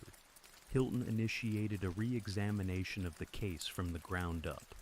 O'Connell, who had once been the lead investigator, was placed on administrative leave. Further investigation revealed that he had mishandled not only Heather Bogle's case, but other investigations as well. In 2018, he was indicted on multiple charges, including tampering with evidence, falsification, and coercion. He ultimately pled guilty to tampering with evidence and received a prison sentence. The charges against O'Connell underscored the extent to which the original investigation had gone off course. The public, already disturbed by the lack of progress, now learned that the case had been built on faulty foundations. The accusations and suspicions aimed at Kiona Bohr, Omar Satchel, and Kayrie Jeffrey had been unsupported and, according to the investigation, unjust. With O'Connell's departure, Sheriff Hilton directed a comprehensive reinvestigation. His team prioritized proper forensic analysis, digital tracing, and review of all previously collected evidence. The goal was to eliminate bias, follow data, and restore credibility to a case that had become defined by error. The reinvestigation began by isolating key elements of the original crime scene and examining the timeline of Heather's movements. Forensic experts revisited her phone records, and investigators analyzed GPS data from her car and digital interactions from her final hours. The reinvestigation would eventually lead to an entirely different suspect, someone who had never been publicly linked to the case during the initial investigation. With Detective Sean O'Connell removed from the investigation and Sheriff Chris Hilton now overseeing the department, Heather Bogle's case underwent a dramatic shift in focus. The investigative team, no longer constrained by the flawed assumptions of the past, prioritized a forensic and data-driven approach. The first step was to reanalyze the digital and physical evidence that had been collected but poorly utilized. Heather's phone, though never recovered, left behind digital breadcrumbs. Using phone records, the team reconstructed her movements in the final hours of her life. Surveillance footage from around the Whirlpool plant was thoroughly reviewed, offering new insights into the timeline. Investigators pinpointed the time she left work and the route she likely took afterward. One detail that had gone largely unexamined became pivotal. Heather's car was found parked at Summers Place Apartments in Fremont. Previously considered a dead end, this location was now examined with fresh scrutiny. Investigators reviewed visitor logs and resident histories, searching for any connection Heather might have had to the area. The breakthrough came from analyzing the clothing Heather was found in. They were not her clothes, and the style and size were inconsistent with her known wardrobe. Forensic examination of the garments revealed DNA traces, some of which had not been tested during the original investigation. When these samples were processed through CODIS, a match was returned: Daniel Myers, a man who lived in the Summers Place complex. Myers worked at Whirlpool, the same facility where Heather was employed. They were not close, but records showed that they had interacted at work. Digital forensics showed Myers had conducted several internet searches related to violence and methods of restraining people in the months prior to Heather's death. Moreover, analysis of Heather's phone records indicated she had been in contact with Myers shortly before she vanished. A deeper review of Myers' background painted a disturbing picture. He had a history of domestic violence and a pattern of predatory behavior toward women. Several former partners later came forward with stories of abuse and threats, but none had been enough to draw law enforcement attention prior to this case. The connection was further cemented by a review of GPS data from Heather's phone and cellular tower records. Her phone had pinged in the vicinity of Myers' apartment on the morning she disappeared. Combined with the forensic match from the clothing and the digital links, investigators built a compelling case that Heather had gone to Myers' apartment after work, willingly or otherwise, and was murdered there. After nearly 3 years of confusion and misdirection, the investigation finally had a clear suspect. In February 2019, authorities arrested Daniel Myers. The case, once marred by misconduct, was now moving toward resolution through the methodical gathering of verifiable evidence. Daniel Myers' arrest in February 2019 marked a critical turn in the Heather Bogle case. Investigators, now confident in the evidence amassed during the renewed inquiry, charged him with aggravated murder. Myers, who had maintained a low profile throughout the initial investigation, became the center of a detailed and carefully constructed case that relied on forensic precision rather than conjecture. The forensic links between Myers and Heather Bogle were substantial. DNA from the clothing Heather was found in, including undergarments that did not belong to her, matched Myers. The digital trail further implicated him. Text messages, tower pings, and metadata tied both individuals to the same location within a tight time frame following Heather's departure from work. A search of Myers' apartment and storage spaces uncovered further disturbing evidence. Items consistent with restraint and confinement were found. Some of the clothing items bore Heather's DNA. Analysis of a laptop used by Myers revealed search history entries that suggested premeditation, including topics on how to restrain someone without leaving marks and how to clean up a crime scene. These findings added weight to the theory that the murder had been planned rather than spontaneous. The prosecution built its case around these critical pieces of evidence. Myers was initially uncooperative, but the weight of the forensic data made the possibility of acquittal remote. In court, prosecutors laid out a detailed narrative. Myers lured Heather to his apartment, restrained her, and ultimately killed her.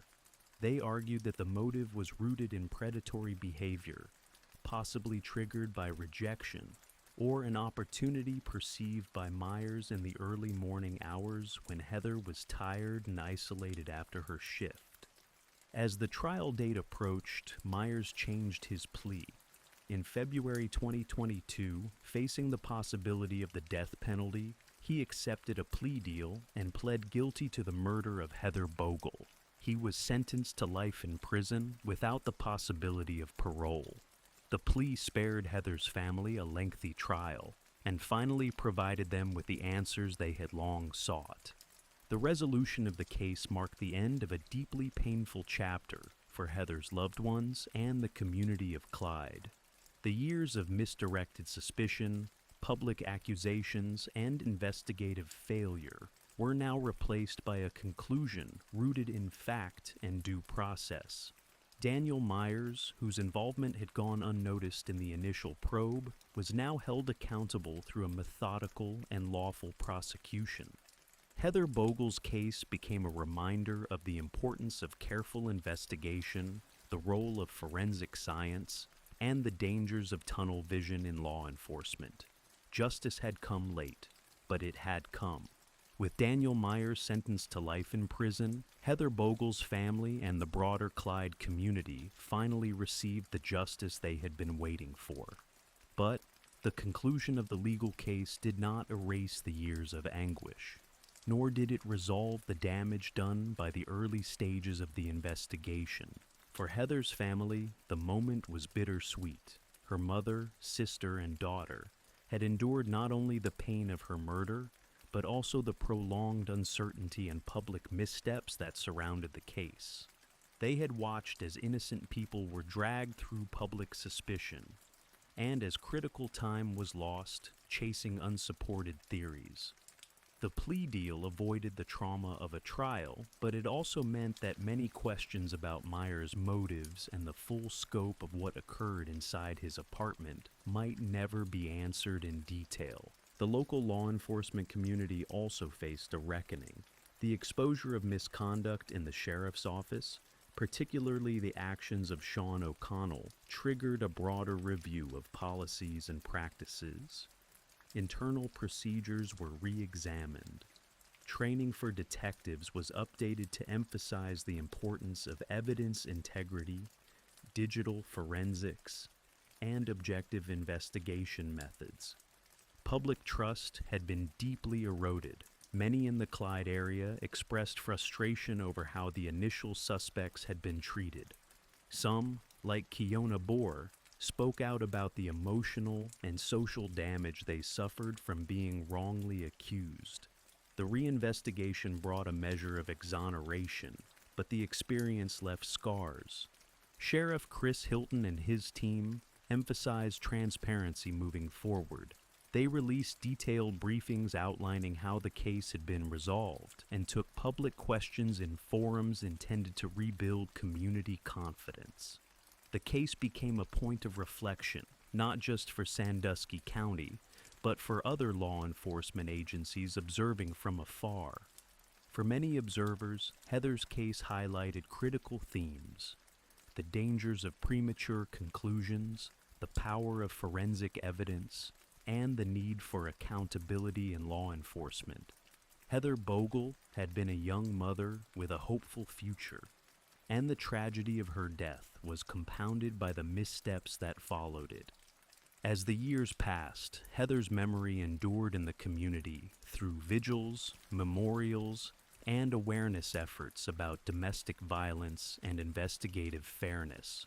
Her daughter, now older, carried forward her legacy with the support of family and friends who continued to advocate for justice and reform.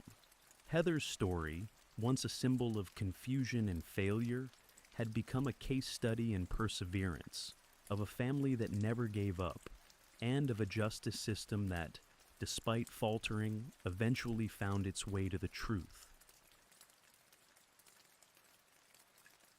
New Leescourt, a small town nestled in the Timiskaming district of northeastern Ontario, exuded the kind of peaceful familiarity that defined rural Canadian life in the 1990s. Situated near the banks of Lake Timiskaming and surrounded by farmland and forests, it was a place where families felt secure and neighbors knew each other by name. With a population of just over 5,000, New Leescourt was the sort of town where unusual events stood out, and the disappearance of a teenager would soon grip its residents with fear and sorrow. Melanie Ethier was a 15-year-old high school student living in this community. Described by those who knew her as cheerful and polite, Melanie was a regular teenager balancing school, a part-time job, and time with friends. She was a French-speaking student who had recently begun her second year at École Secondaire Catholique Sainte-Marie. Melanie lived with her mother and younger sister in a modest home on Wellington Street. not far from downtown New Liskeard. The late September days of 1996 brought a seasonal chill to the region. Leaves had begun to change color, and the evenings were growing shorter and cooler. Life in the town followed its predictable rhythm, with children attending school, parents heading to work, and the streets quieting down by early evening. Crime was rare, and trust ran deep. It was a place where few locked their doors, and even fewer worried about walking home alone at night. Melanie had recently celebrated her birthday and was settling into the new school year. She was known to be responsible, not someone to break rules or disappear without explanation. Those close to her would later stress that she had no history of running away and no reason to vanish willingly. Her life was filled with plans for the future, including aspirations for college and a potential career in childcare. On the evening of Saturday, September 28, 1996, Melanie made plans to spend time with friends. She left home in the late afternoon, not expecting that this outing would mark her final known hours. What followed was a series of ordinary teenage moments, watching movies, hanging out with friends, that would ultimately give way to a mystery that remains unsolved to this day. The story of Melanie Ethier's disappearance would soon unfold through the efforts of a grieving family, a searching community, and an investigating police force. But at its heart remains a quiet town, shaken by a tragedy it never anticipated. Saturday, September 28, 1996, began without incident for Melanie Ethier. It was the first weekend of the fall season, and like many teenagers in New Liskeard, Melanie used it to unwind. She left her house that afternoon to spend time with friends, intending to return home later that evening. She didn't know that this would be the last time her family would see her. That day, Melanie spent several hours at a friend's house. They watched movies and relaxed in the small, familiar setting of a local basement. It was a typical weekend activity for teenagers in the area. Melanie wasn't known for partying or staying out late, and she had told her mother she would be back that night. There was no indication she planned to stay out beyond curfew, and she had not packed anything suggesting an extended absence. By all accounts, Melanie had enjoyed a quiet, friendly gathering. There were no reports of conflict or unusual behavior. The atmosphere was casual, and the evening passed without incident. As the night wore on, most of the group began winding down. Around midnight, Melanie made the decision to leave the gathering. The walk to her home was approximately 6 blocks, less than 15 minutes on foot. It was a route she had walked before, and one she knew well. Although it was late, the streets of New Liskeard were largely deserted and quiet. There was no immediate reason for concern.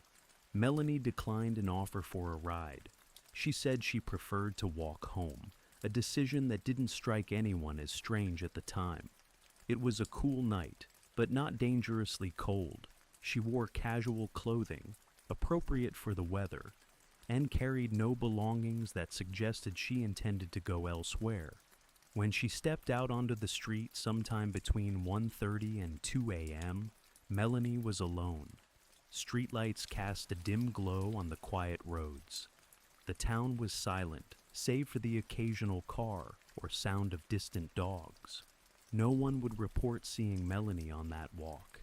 She never arrived home. Melanie's mother woke early the next morning, expecting to find her daughter sleeping in her bed. When she saw that the bed was untouched, alarm quickly set in. Melanie was not the kind of girl to stay out all night without calling. Her absence was entirely out of character. Calls to friends yielded no information. No one had seen her since she left the house hours earlier. As the hours passed, worry gave way to panic. By midday on Sunday, the family contacted the police, and an official search began.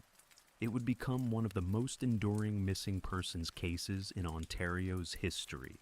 Melanie Ethier left her friend's home in the early hours of September the 29th, 1996. It was sometime between 1:30 and 2 a.m. when she stepped out onto Wellington Street, beginning her short walk home.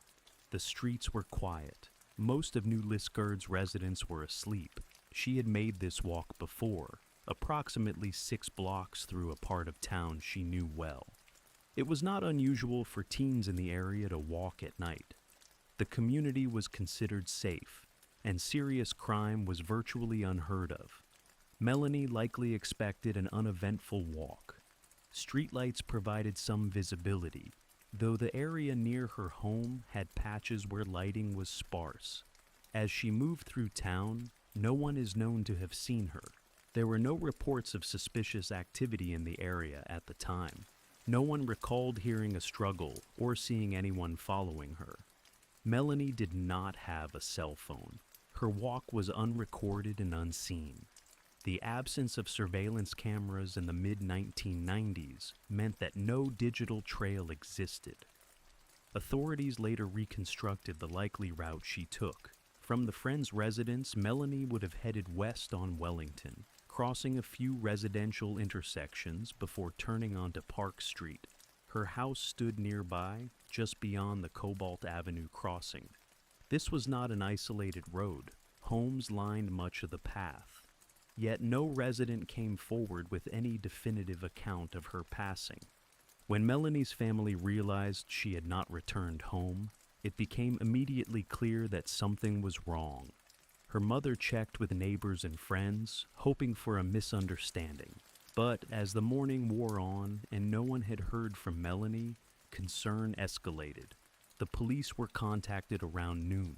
Given Melanie's age and reputation for responsibility, officers took the report seriously from the outset. They canvassed the area, retraced her probable path, and knocked on doors. No one reported seeing her after she left her friend's house. One of the few clues investigators noted was the fact that Melanie's bedroom was untouched, her bed made, her belongings in place, and no signs that she had returned during the night. Her disappearance occurred somewhere between the front door of her friend's house and the doorstep of her own.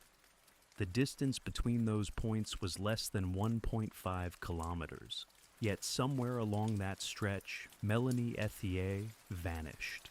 There were no signs of a struggle. No personal items were found along the route, no clothing, no backpack, no purse. The absence of physical evidence left investigators with a challenging task. No vehicle had been reported in connection to the time or place, and no noises had alerted nearby residents. Police began to consider every possibility. They explored whether Melanie had chosen to leave voluntarily, but those who knew her rejected the idea. She had not taken any money, left no note, and had shown no signs of distress or dissatisfaction in the days leading up to her disappearance. What remained was a scenario without witnesses, without physical evidence, and without a clear direction. By late morning on Sunday, September 29, 1996, the concern over Melanie Ethier's absence had become urgent.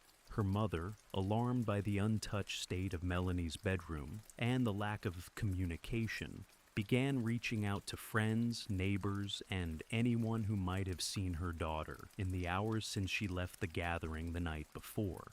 No one had. Every call ended the same way, with worry but no answers.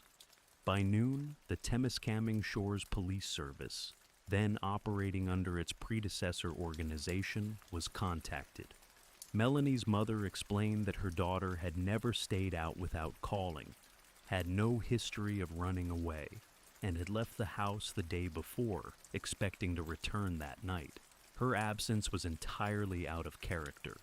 Officers responded quickly. They arrived at the Ethier residence and gathered the initial details. Melanie had been last seen leaving a friend's house shortly after 1:30 a.m., intending to walk home, a route familiar to her and normally safe. It was a brief walk, 6 or 7 blocks through a residential neighborhood. The fact that she had not made it home pointed to a narrow window of time and location, where something had gone wrong. Police began canvassing the neighborhood, retracing Melanie's presumed route from the friend's house to her home. Officers knocked on doors, asking if residents had seen or heard anything unusual during the early morning hours. No one had. The streets had been quiet, and no reports of disturbance or suspicious activity had been logged. As the afternoon progressed, the family began organizing their own efforts. Friends, extended relatives, and volunteers from the community joined in. Flyers were printed and posted in storefronts, gas stations, and along telephone poles. Local radio stations began broadcasting Melanie's description. 15 years old, about 5'3", tall, approximately 120 pounds, with dark brown hair and brown eyes. Word spread quickly. In a town as small as New Liskeard, a disappearance was front-page news by evening. Community members began checking backyards, alleys, and wooded areas nearby. Searchers moved in groups, calling Melanie's name and scanning for any sign of her. Footprints, discarded items, anything that might offer a clue. Despite their efforts, nothing surfaced that first day. No sightings, no evidence. As night fell, hope for a simple explanation began to fade. Back at the police station, officers worked to confirm the details of Melanie's last known movements. They interviewed the friend she had visited and others who had been present that evening. No conflicts were reported. Melanie had left on her own, saying she was going home. There were no known reasons for concern at the time. The police contacted nearby hospitals and emergency services, ruling out the possibility that Melanie had been injured and brought in unidentified. Nothing had come in that matched her description. There had been no reports of traffic accidents or medical calls that might have involved a teenage girl. By the end of the first 24 hours, investigators were working with a troubling realization. Melanie Ethier had vanished without a trace. By Monday morning, the search for Melanie Ethier expanded rapidly. With no leads and no sign of her, police widened their area of interest. Officers from surrounding jurisdictions joined in. The Ontario Provincial Police provided additional resources, including canine units trained in search and rescue operations. Local volunteers, some of whom had known Melanie since childhood, joined uniformed officers as they combed fields, wooded areas, and riverbanks in and around New Liskeard. Helicopters were deployed to survey terrain from the air. Officers on ATVs covered more remote regions inaccessible by foot. In town, searchers scoured alleyways, garages, and sheds. Volunteers were briefed on what to look for: torn clothing, personal items, any disturbed ground or signs of struggle. Still, nothing was found. Community centers became coordination hubs. Tables were set up with maps marked with zones that had already been searched. Volunteers signed in, collected flyers, and received brief instructions before heading out. As each day passed, the number of searchers grew. Coffee shops donated supplies, local stores handed out bottled water and food. Police maintained a visible presence throughout the town. Patrols circulated constantly, and officers interviewed residents multiple times. Anyone who had been out that night, drivers, shift workers, night owls, was asked to come forward. Yet no one reported seeing Melanie, nor hearing anything unusual. The Temiskaming River, which ran near the town, became a particular focus. Divers entered the water on multiple occasions. Sonar equipment was used in deeper sections. Officers walked the shoreline, noting any changes in the terrain. Once again, no sign of Melanie turned up. The search drew media coverage from across Ontario. Regional news crews arrived and filmed footage of volunteers moving in lines through grassy fields, calling Melanie's name. Her photograph, dark hair, friendly smile, was broadcast repeatedly on local news programs. Journalists interviewed police spokespeople and community members, many of whom expressed disbelief that such a disappearance could happen in their town. As media attention grew, the family made emotional appeals to the public. Melanie's mother appeared in front of cameras, asking anyone with information to come forward. Her message was clear. If someone had seen something, now was the time to speak. Tips began coming in.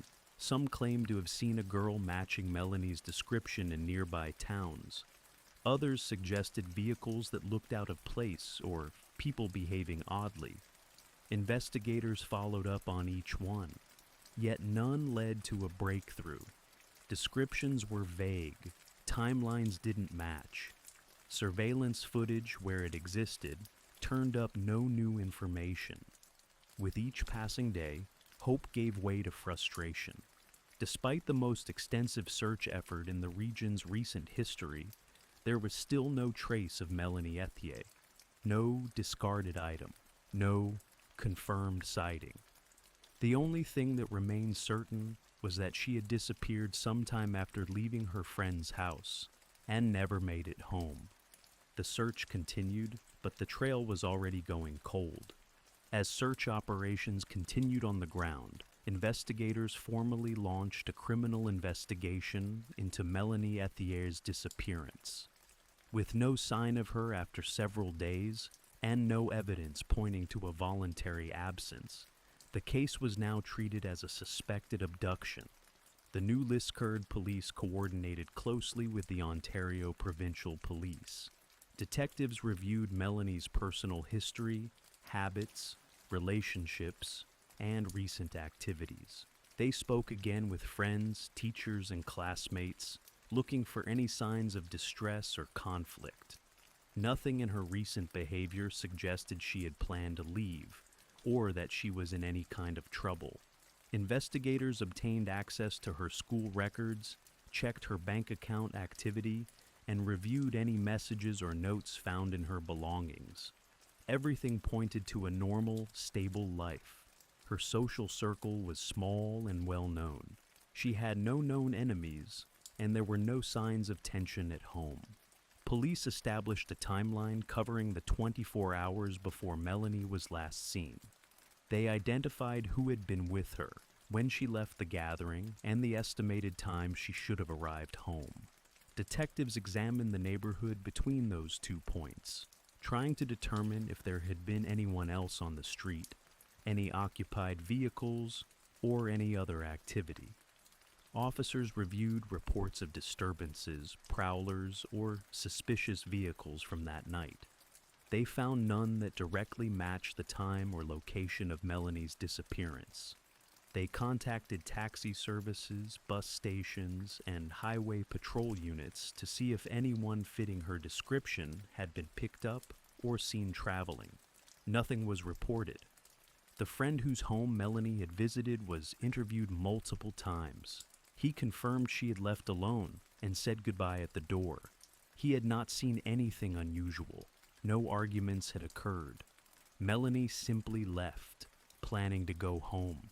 Police examined other residents along her presumed route.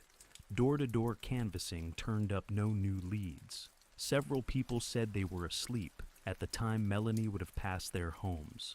No surveillance footage existed from residences or businesses along the street. In 1996, few private cameras were in place in a town like New Liskeard. Without physical evidence, the investigation relied heavily on interviews, tips, and public cooperation. Officers created detailed logs of every call and inquiry. They built a timeline based on overlapping accounts, but a key segment, Melanie's walk home, remained uncorroborated. Attention turned to the possibility of an opportunistic abduction. Police explored whether anyone with a criminal record or history of predatory behavior had been in the area. They compiled a list of individuals known to law enforcement and checked alibis, movements, and vehicles owned by each. Some names drew closer scrutiny. Several individuals were questioned multiple times. Homes were searched with the consent of owners or via warrants. In a few cases, vehicles were examined. Still, nothing conclusive emerged. No forensic evidence tied any person or location to Melanie's disappearance. The lack of a crime scene hampered progress. No physical location could be established where Melanie had last been. Without that, investigators struggled to find a starting point for deeper forensic analysis. As days turned into weeks, officers maintained a steady presence in the community. But they were now facing one of the most difficult kinds of cases: a disappearance with no witnesses, no physical trace, and no clear motive. As the investigation continued, police turned increasing attention to possible witnesses, people who may have been in the area during the critical window between Melanie Ethier's departure and her expected arrival home. While no one had come forward initially to say they saw her walking, authorities began revisiting earlier statements and encouraging new witnesses to speak, hoping that time might prompt memories to resurface. Officers again canvassed neighborhoods along Wellington Street and nearby routes.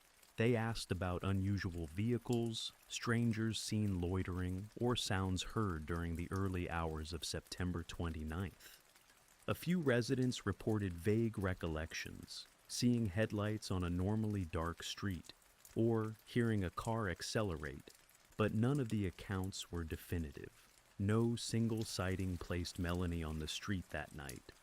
Tips began filtering in from the broader community. Some claimed to have seen someone resembling Melanie in other towns or areas, but none could be verified. Police followed up each lead, traveling to nearby cities and reviewing security footage when possible. Every time, the leads led nowhere. Most turned out to be misidentifications. One lead prompted particular interest. A resident recalled seeing a vehicle near Melanie's intended route. A dark car, parked in an unusual spot not typical for late at night. Investigators asked for more details: the make, the model, any occupants. The witness couldn't recall specifics. Still, the vehicle became a point of focus. Officers checked registrations of cars matching that description and contacted owners. Nothing linked any of them to Melanie's disappearance. In parallel, investigators examined individuals with prior records in the area. Some had been charged with crimes involving minors. One man, known to police for unrelated offenses, was brought in for questioning after several community members expressed concern about his behavior. His alibi was checked and confirmed. Another individual was questioned after being seen repeatedly near schools, but he too was eventually ruled out. Police also consulted with behavioral analysts to develop a profile of a potential abductor. The profile emphasized familiarity with the area, opportunism, and the likelihood of acting alone. Investigators compared this profile against known individuals in the region. It narrowed the pool but did not yield a suspect. Over time, some community members began to speculate about people they believed might have been involved. Rumors circulated. Social dynamics in New Leskerd began to shift under the strain of suspicion. Police had to distinguish between genuine leads and speculation, born of fear and frustration. As weeks passed, leads diminished. The case entered a new phase, no longer a rapidly evolving emergency, but now a prolonged, open investigation. Detectives followed remaining leads methodically. Files were compiled and cross-referenced. Interviews were reconducted in case earlier statements had missed key details. Despite the exhaustive effort, not a single witness had seen Melanie after she left her friend's home. No one had seen her arrive home, and no physical evidence had emerged. The investigation was still active, but it had hit a wall. As the days turned into weeks, the disappearance of Melanie Ethier moved beyond the boundaries of New Leskerd and captured the attention of communities across Ontario. Media outlets covered the case extensively. Local newspapers ran frequent updates. Regional television stations featured Melanie's story in nightly broadcasts. Her photograph, framed by dark hair and a quiet smile, became a familiar image on posters, billboards, and news reports. The public response was immediate and intense. Thousands of flyers were distributed across towns and cities. Convenience stores, libraries, and post offices posted notices. In some areas, laminated versions of the flyer were stapled to trees and telephone poles, protected from the rain to ensure they remained visible.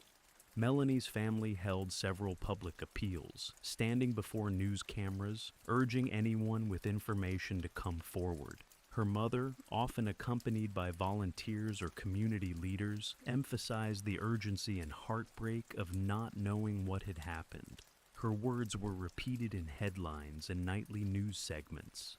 A dedicated tip line was established, and calls came in from across the province. Psychics called with visions. Strangers reported distant sightings of girls who resembled Melanie. Some callers relayed fragments of gossip or speculation heard from others.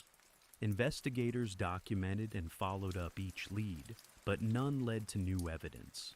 Radio stations joined in, broadcasting Melanie's description daily. Some began including her case in public service segments. National organizations dedicated to missing children offered assistance, sharing her story through their networks and providing advice to the family on how to manage media coverage and long-term outreach. Public support extended into schools and churches. Community prayer vigils were held.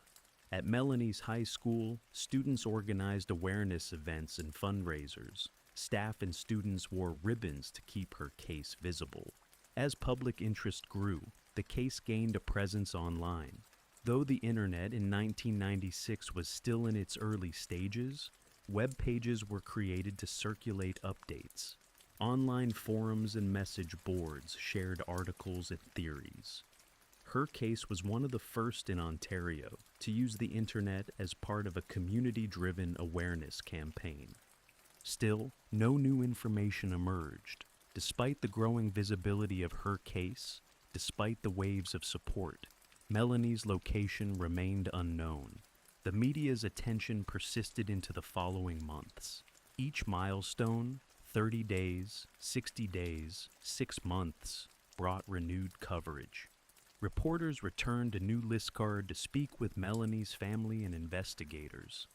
They filmed scenes of winter snow, now covering areas once combed by searchers in the fall.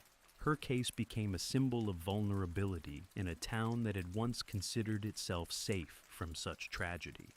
Even as coverage eventually slowed, the public's memory of the case endured. Her name remained in rotation on provincial missing persons lists.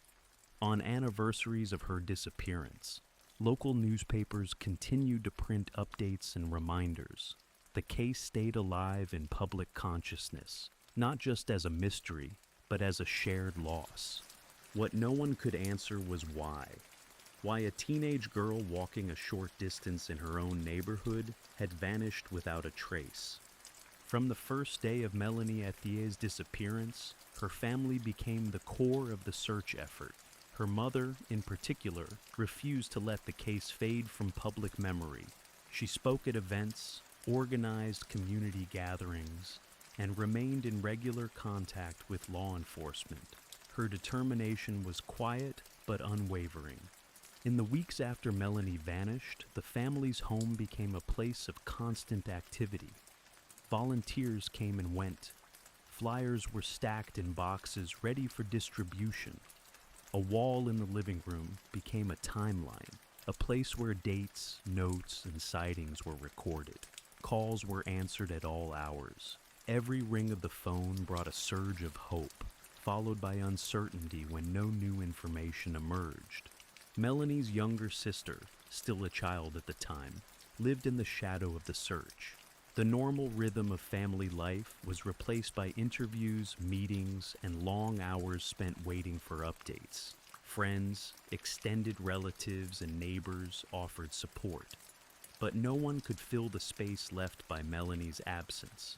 Over the months, the family held candlelight vigils. Community members gathered with them, holding signs and candles, walking through the streets where Melanie had last been seen. These gatherings became a way to express collective grief and solidarity. Local clergy spoke at the events. Friends of the family offered messages of encouragement. Holidays and birthdays passed without resolution. Melanie's mother kept her daughter's room as it was, untouched. Every anniversary was marked with renewed appeals for information. She continued to appear in media interviews, often with the same message. Someone knew what happened and they needed to come forward. She reached out to organizations dedicated to missing persons and child safety. Some of these groups helped amplify Melanie's story, offering guidance on how to sustain public awareness over long periods. The family participated in walks, advocacy events, and educational forums about missing children, sharing their experience in the hope it might help others, and maybe bring someone forward with the information they lacked. Throughout, the family kept working with the police. Every new lead was discussed. Every update was met with cautious hope. As the years went by, Melanie's case remained open, and officers periodically returned to old files, rechecked witness statements, and reviewed evidence with new methods. The lack of closure weighed heavily. With no confirmed sightings, no recovered belongings, and no suspect, the family was left in a state of suspended grief, unable to mourn, unable to move on, held in place by the unanswered question of what had happened in those few minutes between Melanie's departure and the home she never reached. Despite the silence, her mother's efforts never stopped. Each action, each interview, each vigil was an act of defiance against forgetting. The message was always clear. Melanie had not been forgotten, and the search for the truth would continue, no matter how long it took. Years passed without a resolution in Melanie Ethier's case. The investigation remained open, but progress was slow. As time went on, investigators periodically revisited the case, re-interviewing witnesses, checking for new leads, and reviewing the evidence with updated techniques. Despite their efforts, no major breakthroughs occurred. Advancements in forensic science led police to re-examine elements of the case, hoping that DNA or trace evidence might yield results. But the absence of a confirmed crime scene or physical evidence from Melanie herself made such approaches difficult. Without something to test, clothing, personal items, or a suspect's possession, the forensic path remained limited. Public interest in the case persisted. Melanie's disappearance was occasionally revisited by media outlets, especially around significant anniversaries. Each time, the coverage reignited community discussion and prompted new appeals for tips. Some former residents, now living elsewhere, shared memories or suspicions they had never previously voiced. Investigators followed up on each one. Among the public, theories circulated. Some speculated Melanie had been taken by someone passing through the area, an opportunistic abduction by a stranger who left town quickly. Others believed the perpetrator was local, someone who knew the area well and took steps to conceal any evidence. There were also those who believed that the case involved someone familiar to Melanie, a person she might have trusted, allowing them to approach her without raising alarm. Police did not publicly endorse any single theory. Over time, a few individuals were considered persons of interest. Some were known to the community. Others had criminal records involving violent offenses. All were investigated. Searches were conducted. Interviews were repeated, but no charges were laid. In later years, investigators made appeals for new information. stating publicly that they believed someone in the community still had knowledge that could resolve the case. They emphasized that relationships and circumstances change. What someone couldn't say in 1996 might now be possible to share. These appeals were often tied to advancements in public awareness campaigns about missing persons and unsolved crimes. Despite the passage of time, Melanie Ethier's case remained active. Detectives continued to treat it as a suspected abduction. Her name was included in national databases, and her profile was circulated regularly by agencies dedicated to finding missing children. Digital billboards displayed her image.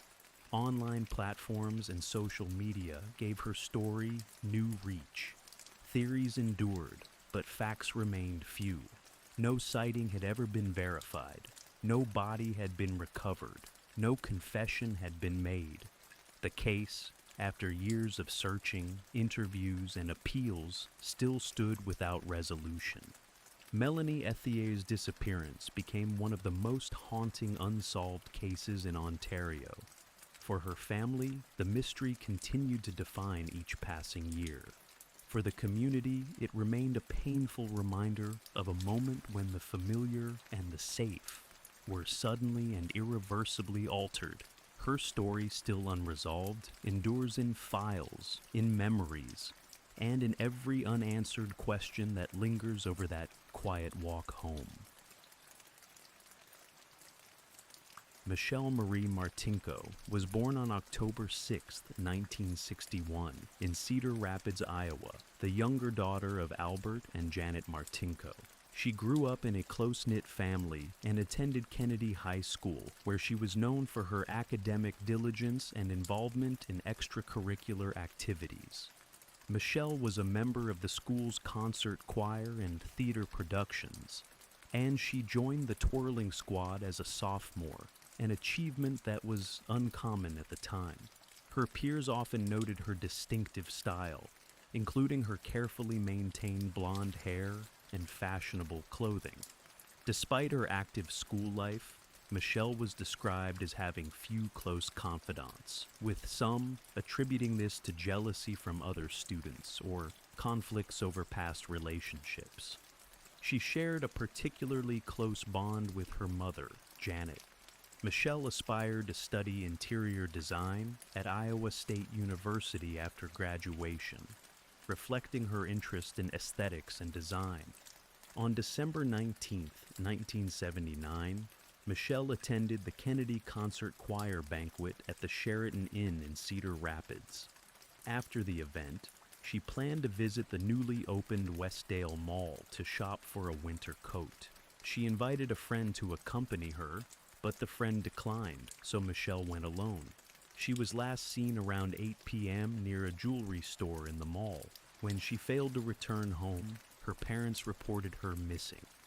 At approximately 4 a.m. on December 20th, police found the Martinko family's 1972 tan Buick Electra in the northeast corner of the mall parking lot near J.C. Penney. Michelle was inside, having been fatally stabbed. On the evening of December 19, 1979, Michelle Martinko attended the Kennedy High School concert choir banquet at the Sheraton Inn, a formal event that marked the holiday season for many of the school's students. Michelle arrived dressed stylishly, her long blonde hair meticulously styled as always. The evening proceeded with dinner and light-hearted celebration. For Michelle, it was a typical outing, reflecting her polished social presence. After the banquet, Michelle made plans to stop by the recently opened Westdale Mall, which had become a popular destination in Cedar Rapids. She intended to buy a new winter coat, something she had discussed with her mother. Despite initially asking a friend to accompany her, she ultimately went alone when the friend declined. Around 8 p.m., Michelle was seen near a jewelry store inside the mall, and other witnesses recalled her browsing in a department store.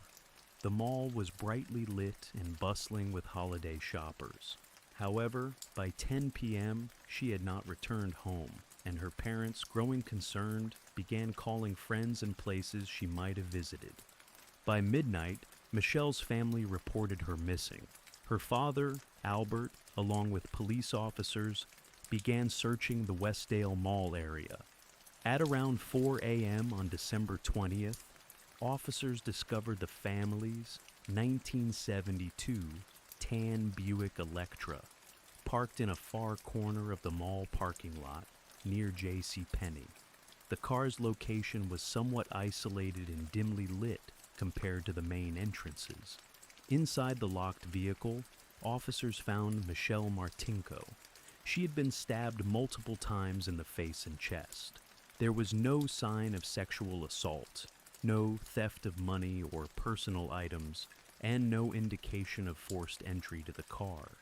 The discovery shocked the community and marked the beginning of a lengthy and complex homicide investigation.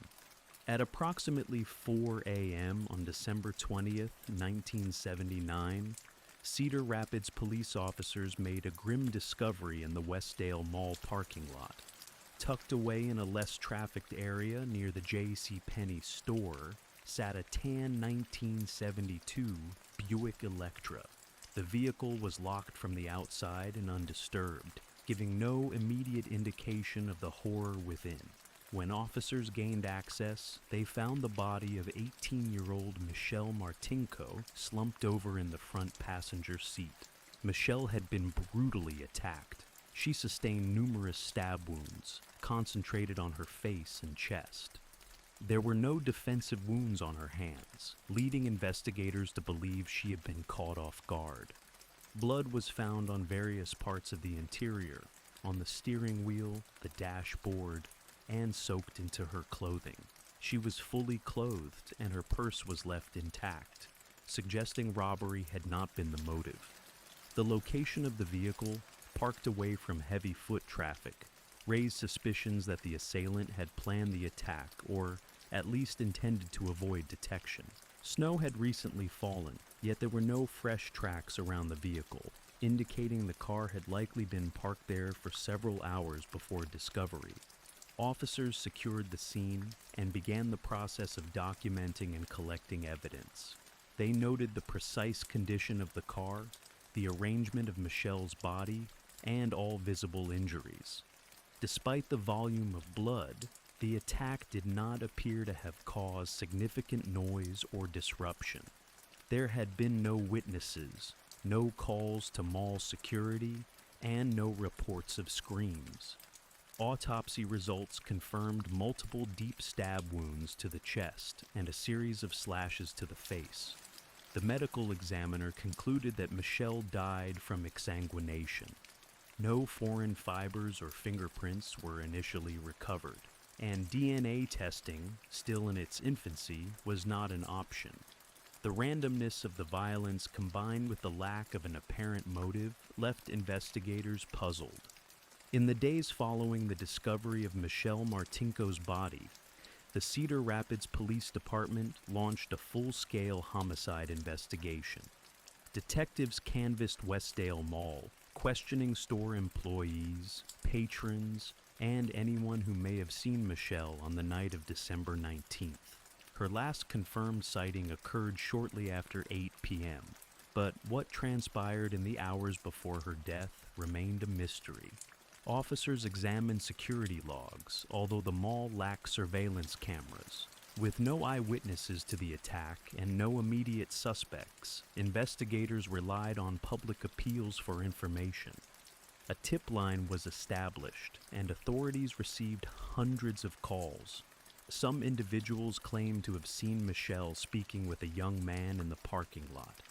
These accounts, though inconsistent, led police to release a composite sketch of a white male around 18 to 22 years old, with blonde hair and a clean-shaven face.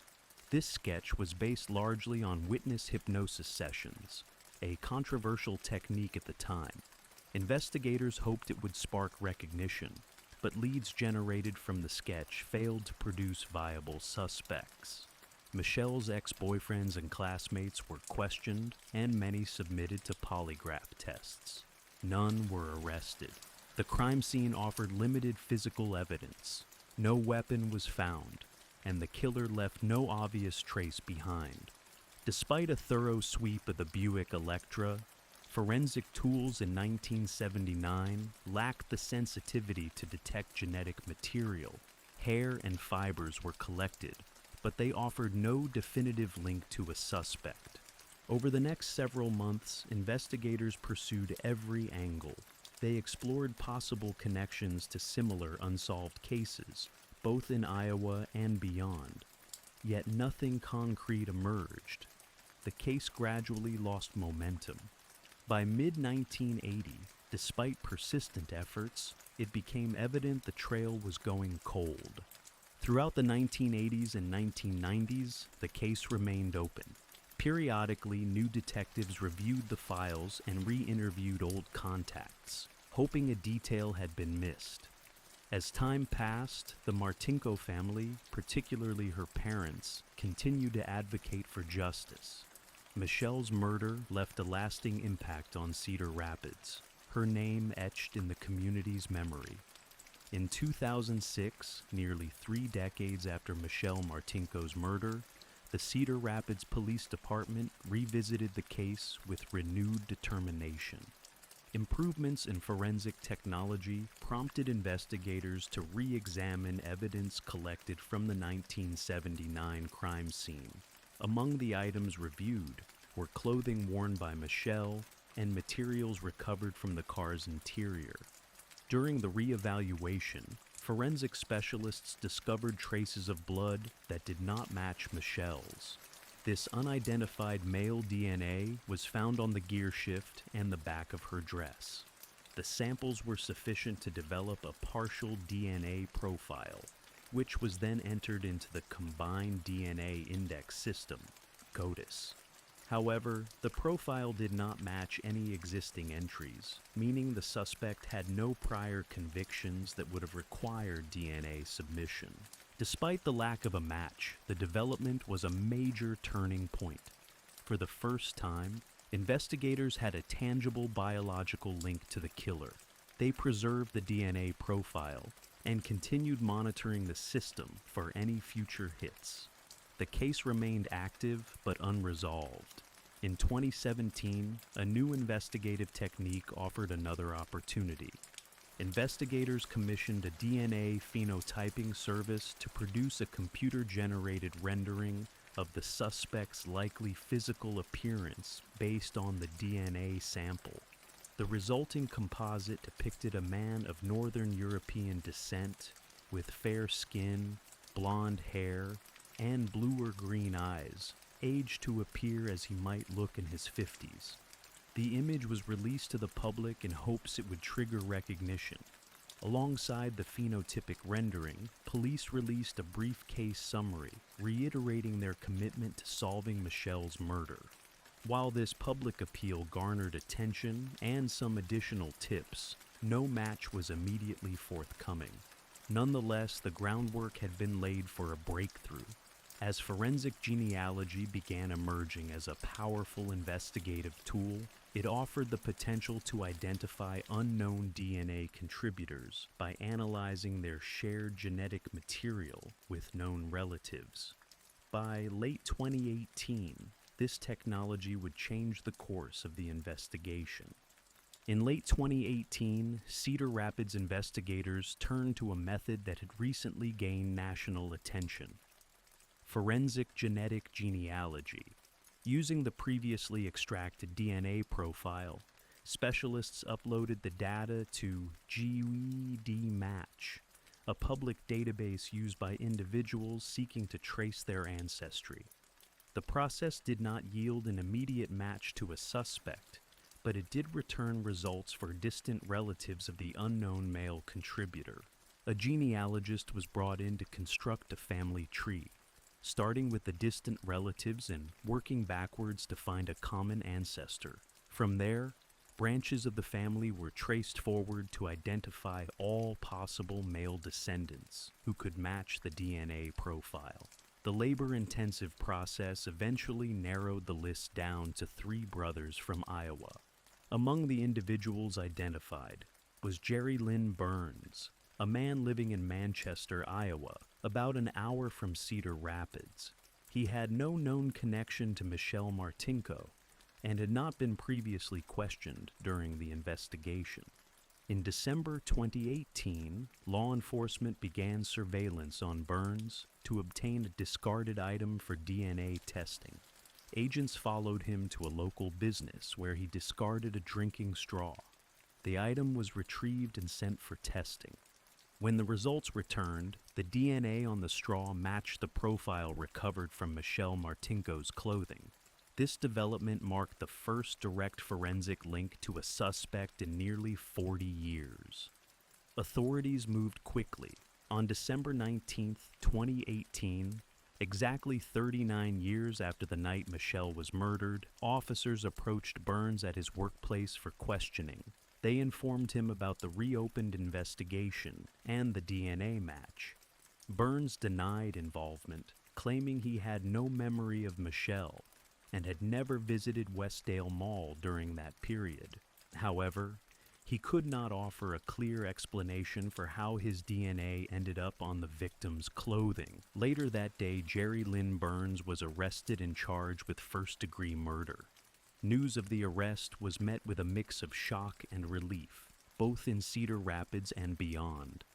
After decades of frustration, a new chapter in the case had begun. Following the arrest of Jerry Lynn Burns on December 19, 2018, Cedar Rapids police held a press conference to announce the breakthrough. The timing of the arrest, coinciding exactly with the 39th anniversary of Michelle Martinko's murder, underscored the case's significance for the community and investigators alike. The long-awaited development provided a sense of closure, yet also raised questions about how Burns had evaded detection for so long. During initial questioning, Burns remained calm. He repeatedly denied knowing Michelle Martinko and stated he had no recollection of visiting Westdale Mall in 1979.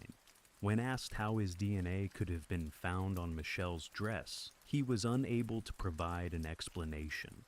Officers noted his demeanor as reserved but cooperative. Search warrants were executed at Burns' home, and his computer devices were seized.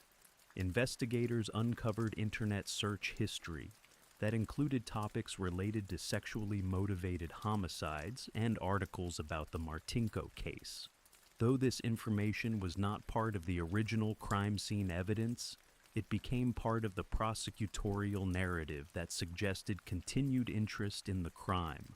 Burns, who had no previous criminal record, was known locally as a quiet, long-time resident of Manchester. He operated a powder coating business and lived a relatively private life. Neighbors and acquaintances expressed disbelief, saying they had never associated him with violent behavior. Yet, forensic evidence placed him at the center of a crime that had haunted Cedar Rapids for nearly 4 decades.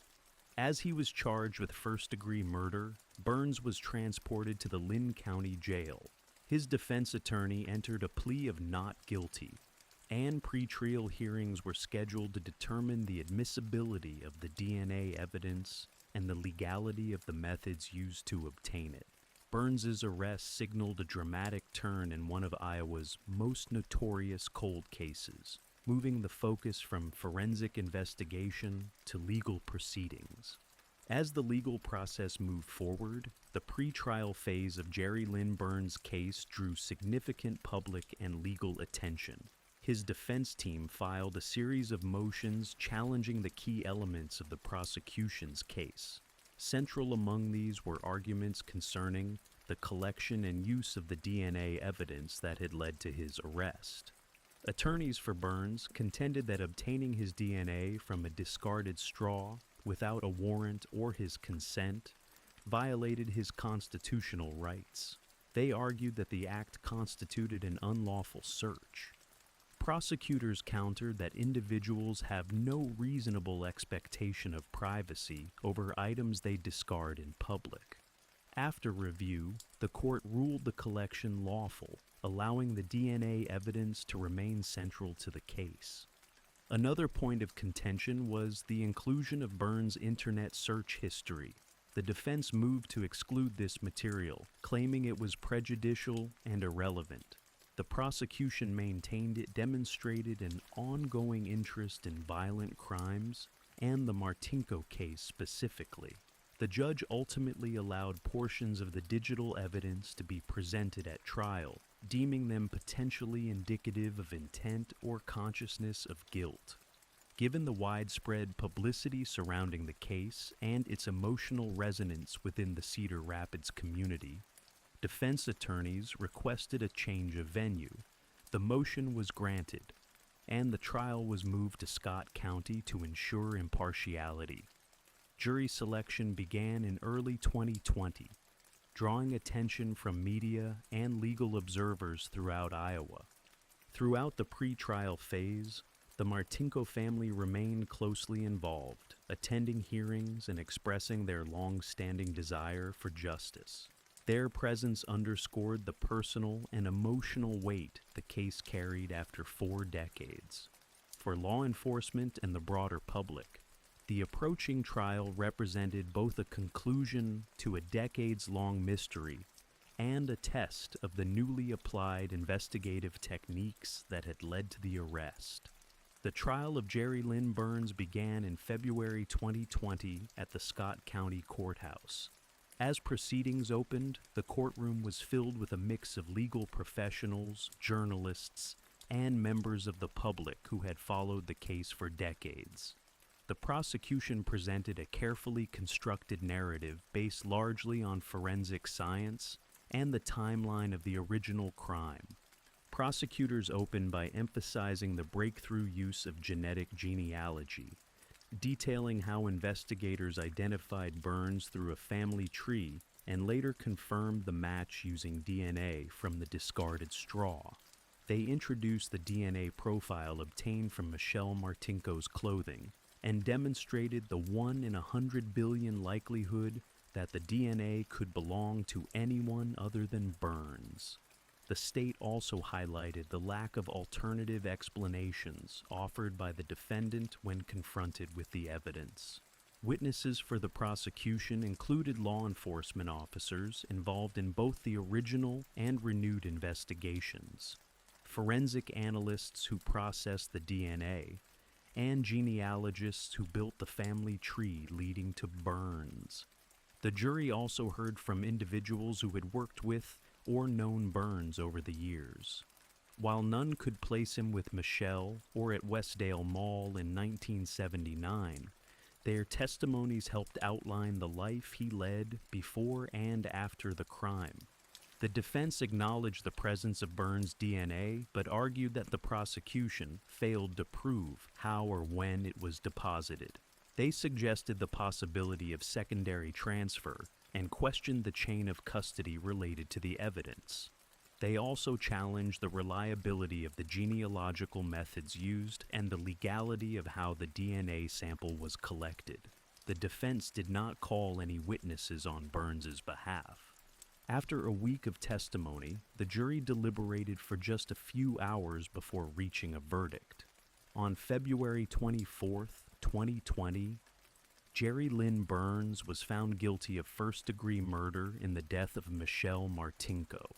The verdict was read aloud in a silent courtroom as the Martinko family listened from the front row, visibly emotional. On August 7, 2020, Jerry Lynn Burns stood before the court for sentencing, following his conviction for the first-degree murder of Michelle Martinko. The courtroom, again filled with family, media, and community members, remained somber as the judge prepared to issue the mandatory punishment under Iowa law.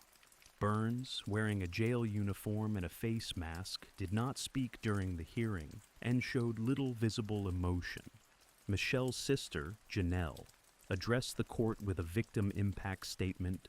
She spoke of the grief their family had carried for over 40 years, the pain of losing Michelle, and the lasting toll it had taken on their lives. Her words echoed the deep emotional scars that remained long after the physical evidence had been collected and cataloged. The court sentenced Jerry Lynn Burns to life in prison without the possibility of parole. He was ordered to serve his sentence at an Iowa Department of Corrections facility. Following sentencing, he was transported under heavy security and placed in a maximum security unit.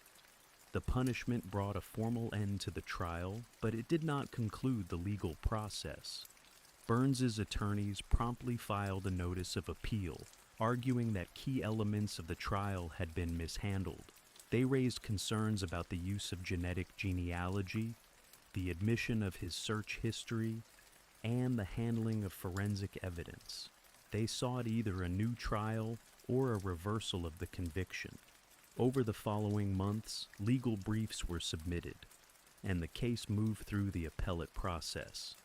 The Iowa Court of Appeals upheld the conviction, and the matter advanced to the state's highest court. In March 2023, the Iowa Supreme Court affirmed the lower court's decision, stating that the evidence presented at trial was sufficient and the defendant's rights had not been violated. With the appeal process exhausted, the verdict and sentence remained in place. Jerry Lynn Burns would serve life in prison for a crime committed nearly 4 decades earlier, a crime that had long eluded resolution. The resolution of Michelle Martinko's murder closed a chapter that had haunted Cedar Rapids for 40 years. For many in the community, the case symbolized a lingering wound, one that spanned generations and had shaped local memory. Her death had remained an unresolved tragedy for decades, leaving a lasting impression on those who knew her and those who followed the case. Michelle's parents, Albert and Janet Martinko, both passed away before seeing the case resolved. Their dedication to keeping the investigation alive, through media interviews and public outreach, helped ensure that their daughter's story would not be forgotten. Their persistence was echoed by law enforcement, who over the years continued to re-examine evidence and explore new leads. The case had a broader impact beyond Cedar Rapids. It became a notable example of how advancements in forensic science, especially DNA technology and genetic genealogy, could transform cold case investigations. The successful application of public genealogy databases to identify a suspect without a direct match in law enforcement systems marked a turning point in investigative strategy.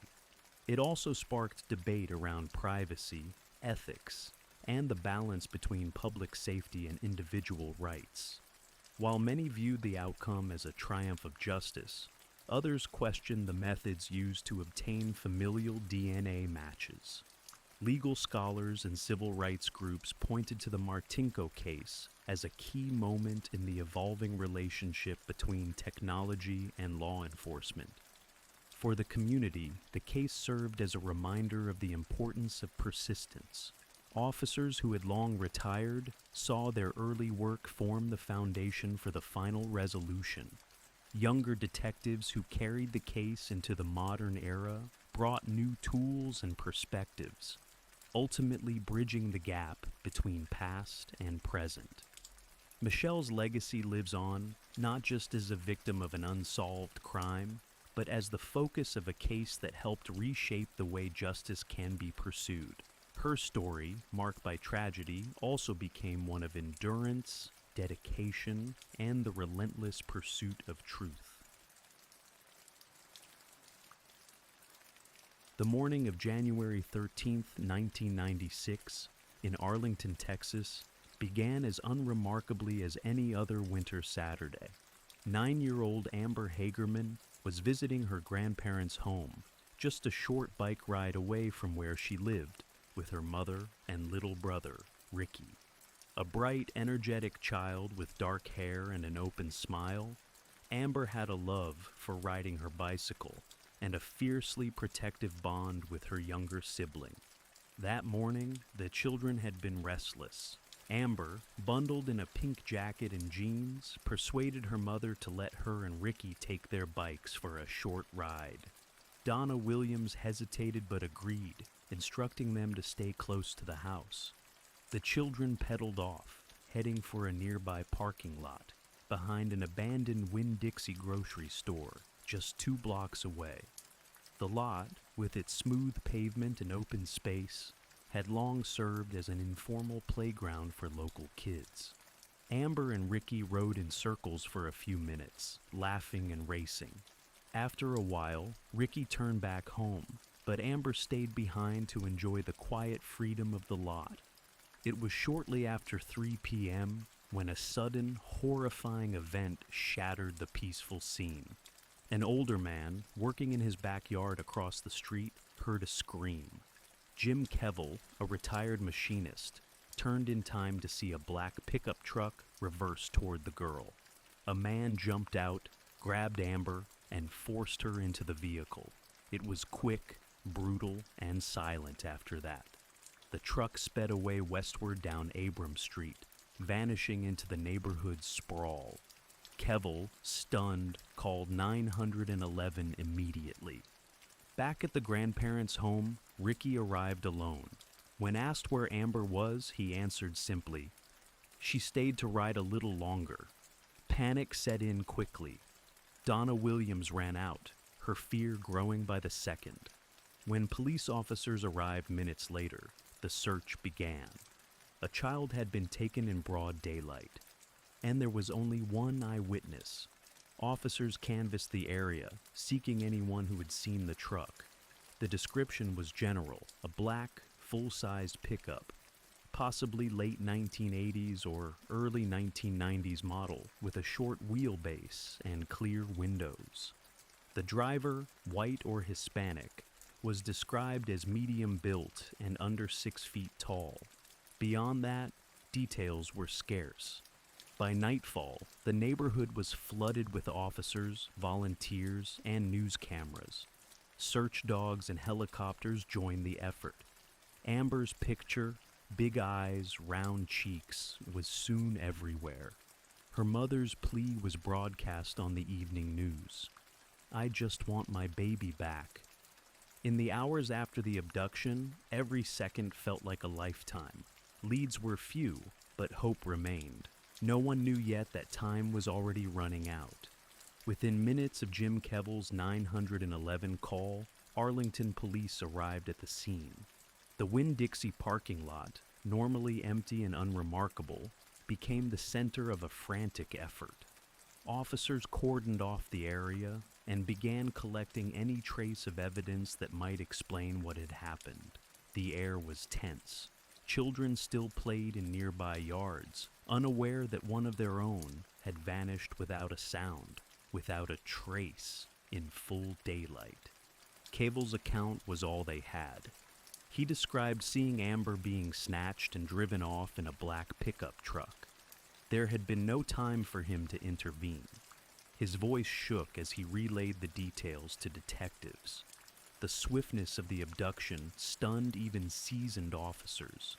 It was broad daylight in a residential area, and the abductor had acted with the precision of someone who knew what he was doing and how fast he had to be. The black pickup became the focus of the initial manhunt. Patrol units were dispatched across the city and surrounding areas to look for a matching vehicle. Traffic stops increased, witnesses were questioned, flyers were printed and circulated within hours. The description, however, was too vague to narrow the search effectively. Meanwhile, Amber's family was thrust into an unimaginable nightmare. Donna Williams remained close to the site, surrounded by police and neighbors, tears streaking her face.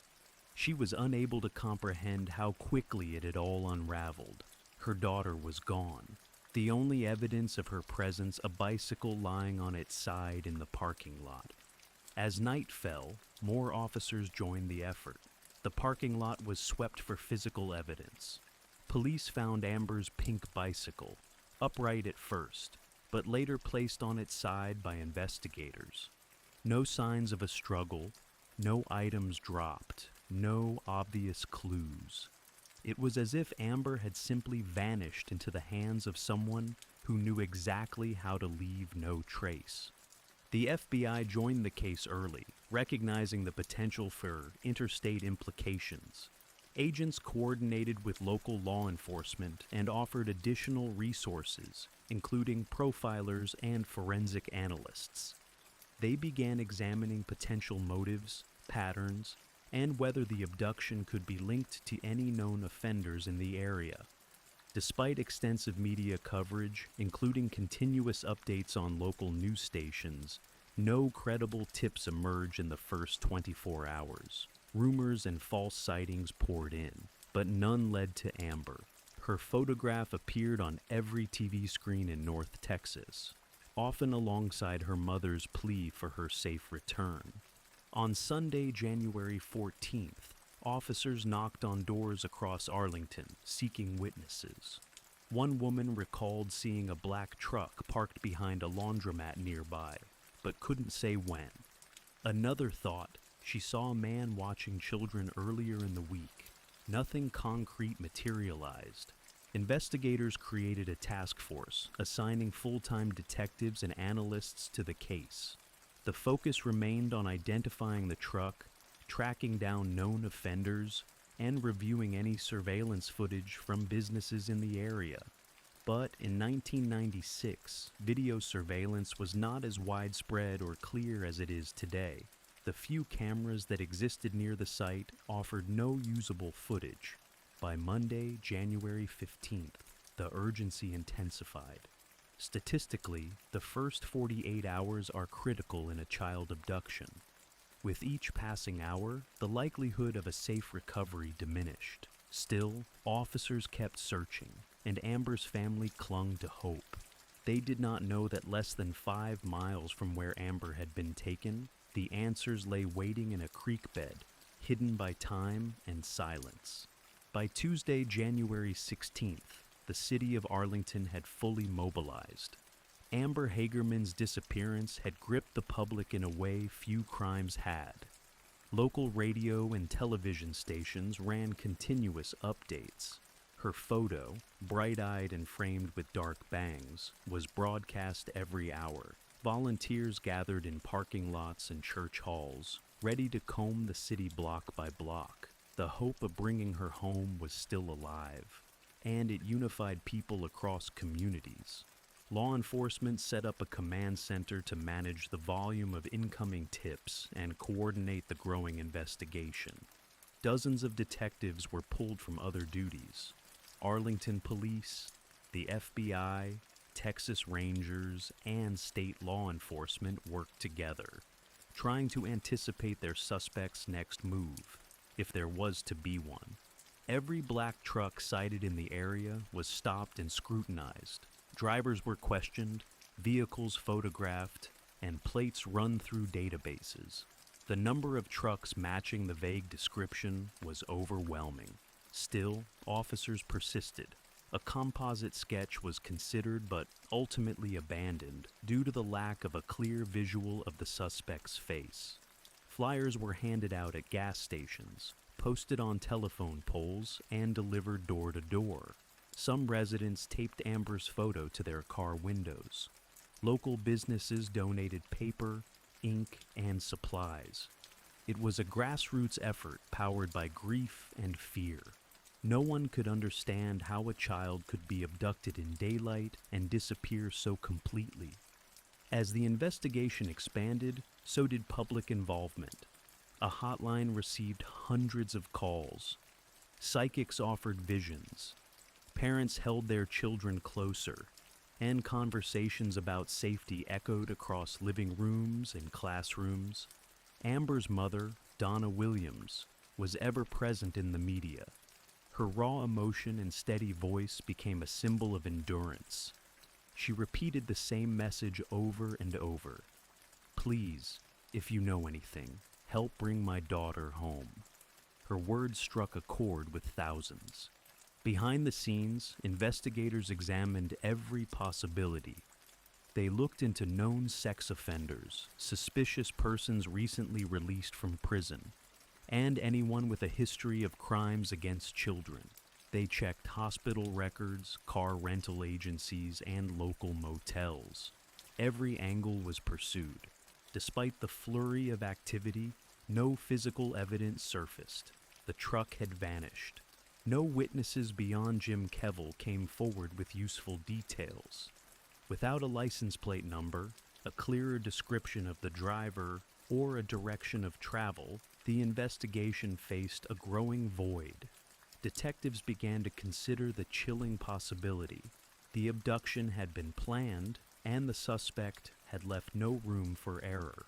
On Wednesday, 4 days after the abduction, the tone of the search began to shift. Hope began to fray. The silence, the lack of ransom call, the absence of any communication was deeply troubling. Police began using cadaver dogs near the site where Amber had last been seen. The family remained hopeful, but officers knew what the widening search parameters suggested. Local schools held moments of silence. Community vigils drew hundreds. Strangers brought flowers and candles to the site of the abduction, where Amber's bike had been found. The neighborhood, once quiet and familiar, now felt ominous. Parents stopped letting their children play outside. Every unknown car was eyed with suspicion. By Friday, January 19th, the city was tired, but the fatigue was met with resolve. Nobody wanted to admit what many feared, that Amber might never come home. Officers still checked every tip. Volunteers still passed out flyers. The public still watched, waiting. Then, on the morning of January 17th, someone made a call to the Arlington Police Department. A body had been spotted in a shallow creek in North Arlington. It was less than 5 miles from where Amber had been taken. The search was over. The morning of January 17th began like the ones before it, tense, cold, and restless. The community was still distributing flyers. Investigators were still chasing leads. Amber's family remained at the center of a storm they never asked for. But by midday, the tone changed. A man walking his dog along Forest Hollow Lane, a quiet stretch near a small creek, noticed something unusual in the water. He called police immediately. Officers arrived, followed by detectives. Yellow tape went up around the creek bank. The water, shallow and muddy, barely moved. Lying face down in the current was the body of a young girl. The discovery site was less than 5 miles from where Amber had been abducted, between an apartment complex and a row of homes, partially shielded by a fence and underbrush. It was a forgotten corner of the city, out of view, overlooked. Detectives quickly secured the scene and requested a full forensic team. The girl's body was recovered and taken to the Tarrant County Medical Examiner's office for identification and autopsy. While formal confirmation would take a few hours, no one doubted the identity. By late afternoon, Arlington police held a press conference. With somber expressions and halting voices, they confirmed what many feared. The body was that of Amber Hagerman. The news hit the city like a wave. Parents wept, strangers embraced, schools held assemblies.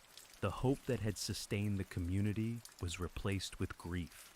Donna Williams was notified in private, surrounded by family. She did not speak publicly that day. The autopsy revealed that Amber had been held alive for at least 2 days following her abduction.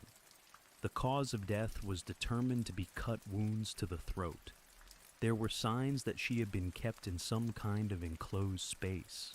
The location where her body was found did not appear to be the site of the murder. She had been dumped there, possibly late at night. These findings only deepened the mystery. Whoever had taken Amber had moved quickly, avoided all detection, and managed to keep her hidden within city limits. The possibility that the killer lived nearby or knew the area well, was now considered likely. For investigators, the case shifted from a search and rescue to a homicide. Detectives revisited every tip, every name, every piece of surveillance. They traced water flow in the creek to estimate where the body had entered. They canvassed the neighborhood near the discovery site, seeking residents who may have seen someone dumping something at night or heard unusual noises.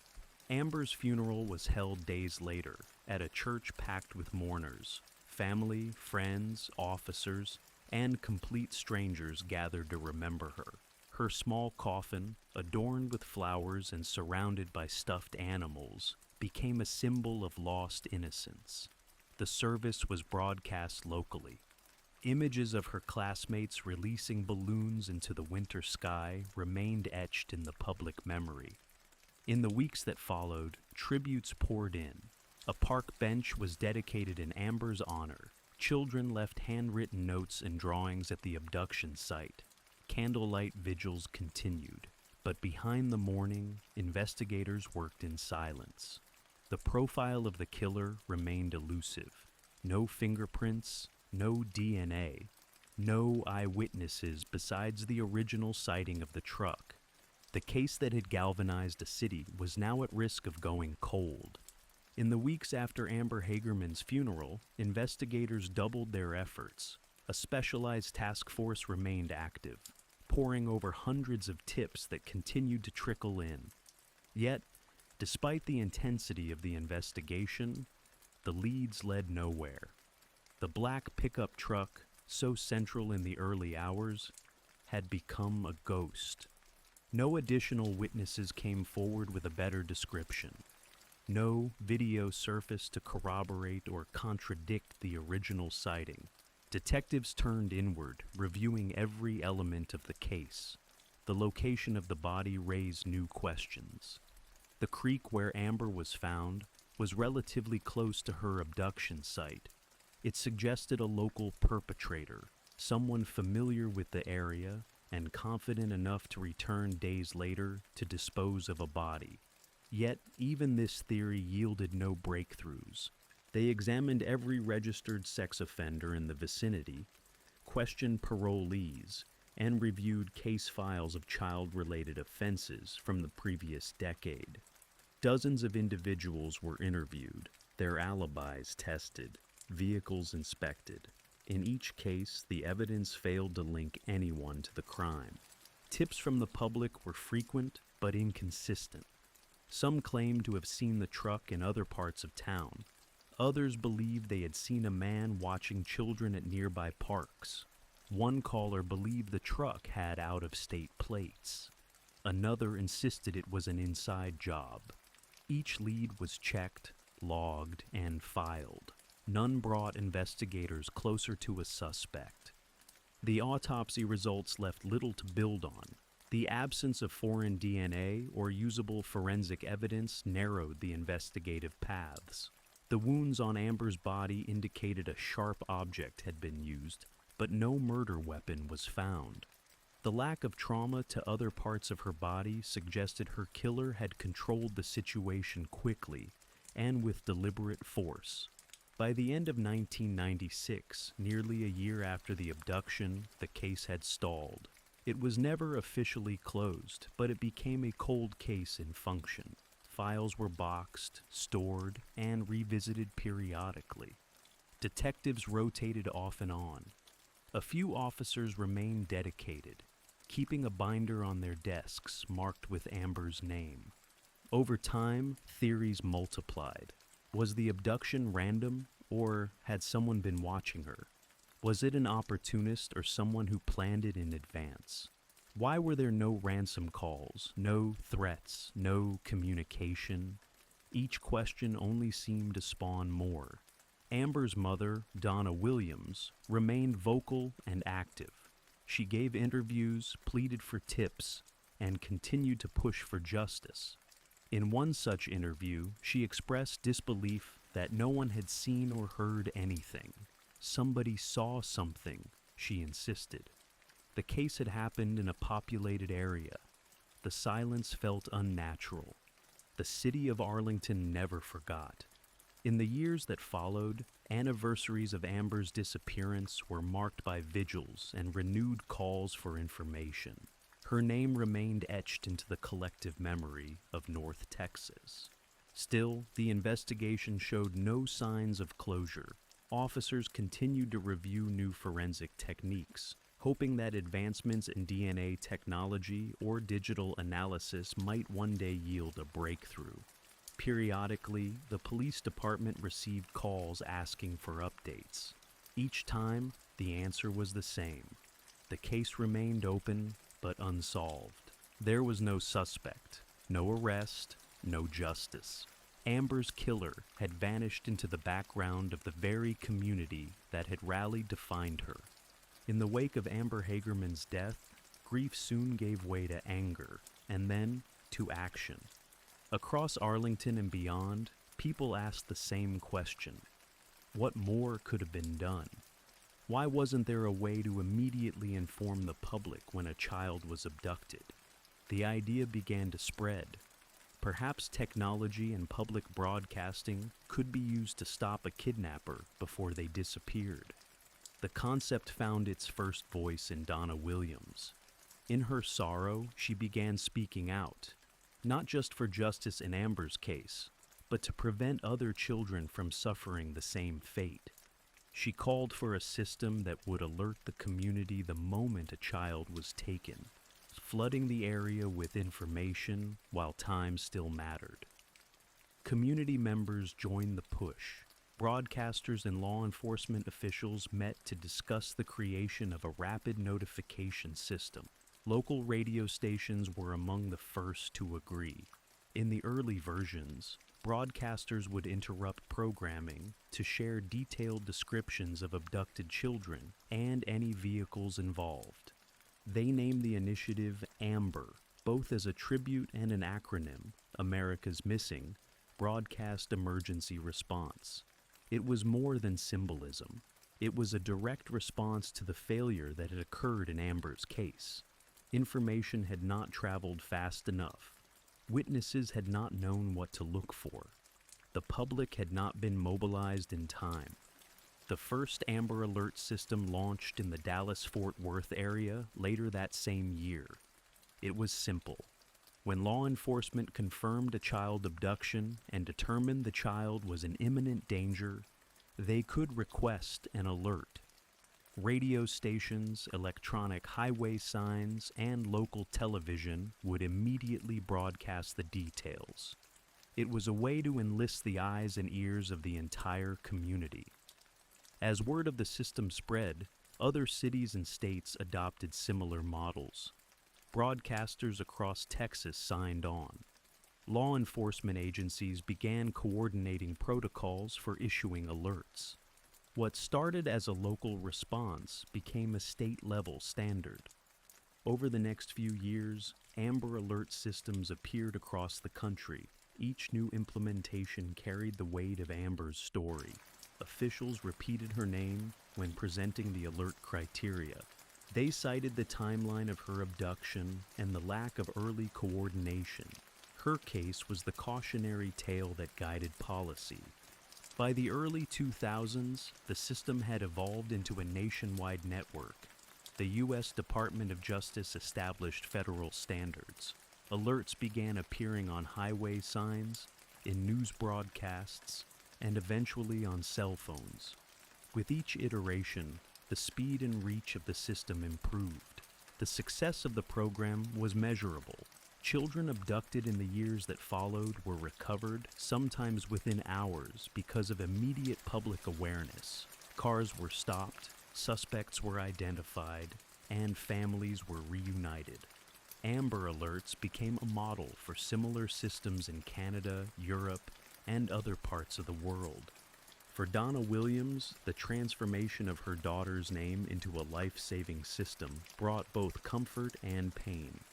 She spoke at conferences, participated in training sessions, and met with families whose children had been found because of the alert. But the loss remained. The tragedy of Amber Hagerman became the foundation of a tool designed to prevent future tragedies. It was not the justice her family had hoped for, but it became her legacy. As the years passed, the echoes of January 1996 continued to reverberate through Arlington. The black pickup truck, the parking lot, the creek, each became part of the city's memory, and Amber Hagerman's name remained present in the public consciousness. But despite the widespread recognition and national impact of her case, the investigation itself remained stalled. Detectives assigned to the case rotated over time.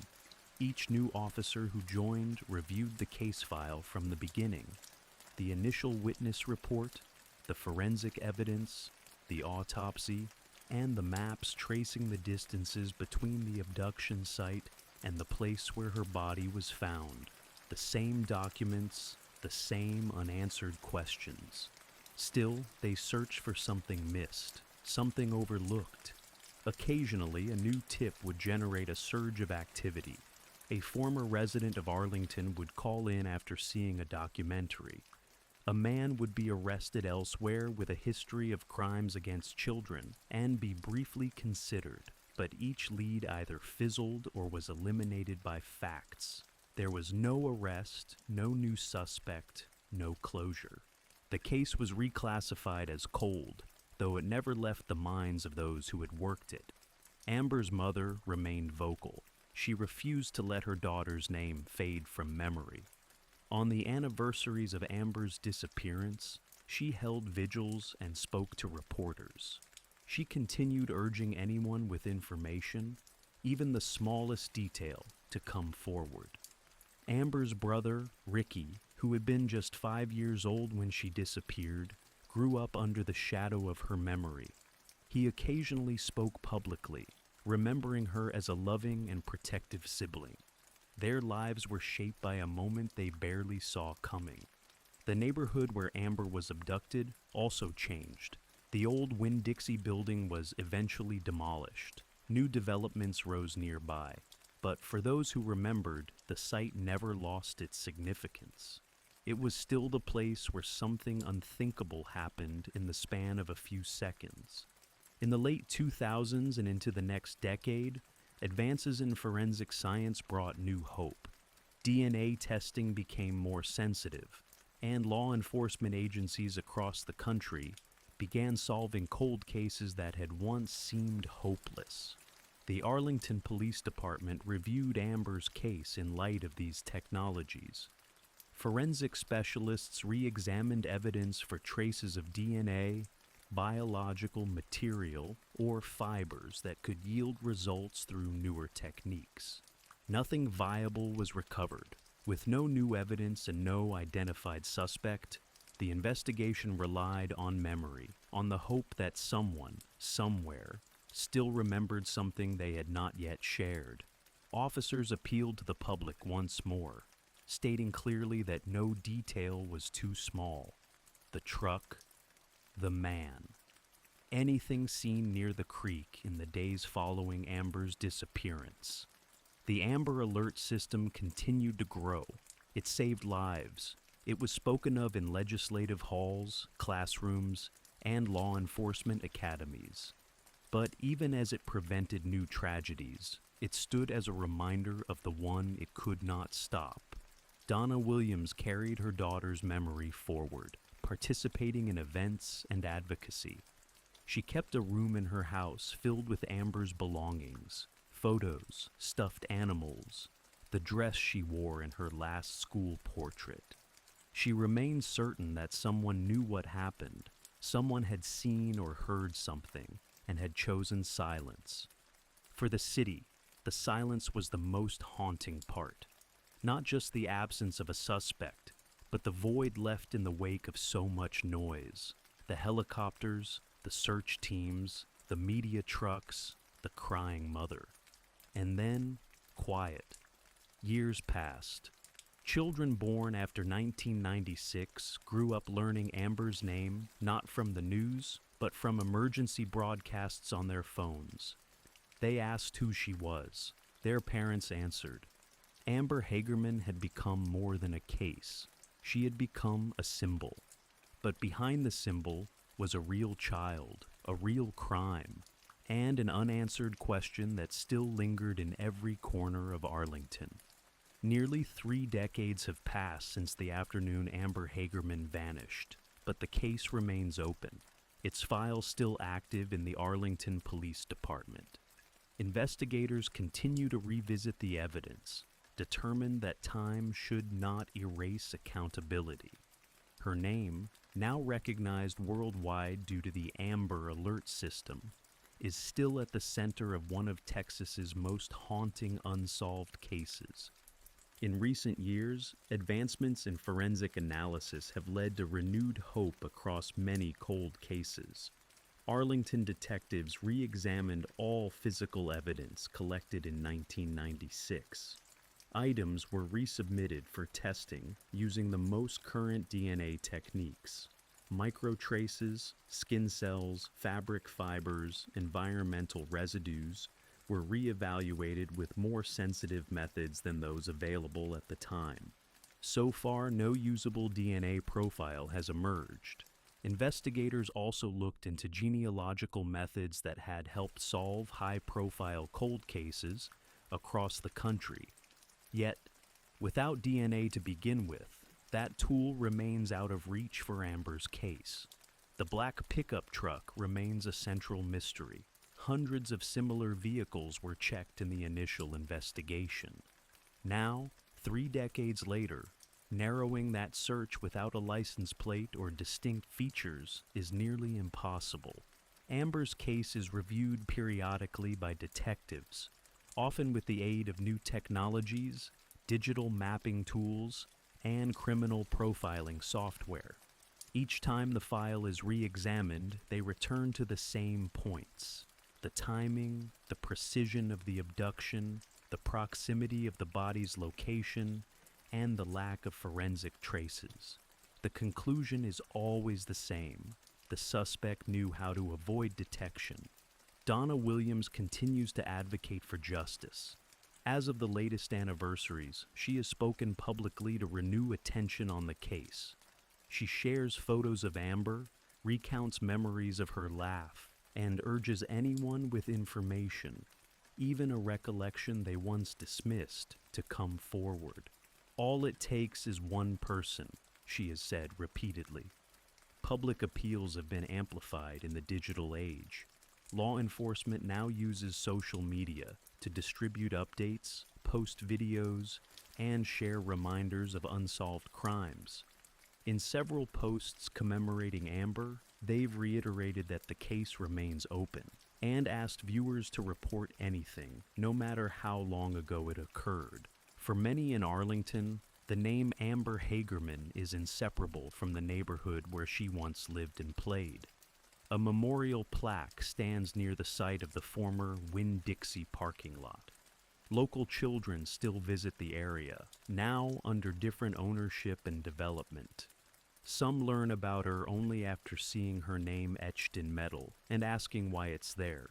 The park that now bears her name, Amber Hagerman Memorial Park, serves as a place for children to play freely, a quiet tribute to the freedom that was stolen from her. Visitors leave flowers, cards, and sometimes bicycles with pink ribbons. It's a reminder of both tragedy and community resilience. As time moves forward, investigators remain committed. Cold case units continue to assess whether new methods might bring the breakthrough they have pursued for years. The possibility that someone may still come forward, a witness who stayed silent, a person burdened by knowledge, remains alive. The questions have not changed. Who took Amber? Why? How did someone manage to abduct a child in broad daylight, escape unnoticed, and leave almost no evidence behind? The answers remain just out of reach. For now, Amber Hagerman's story ends as it has for nearly 30 years. Unresolved, but never forgotten.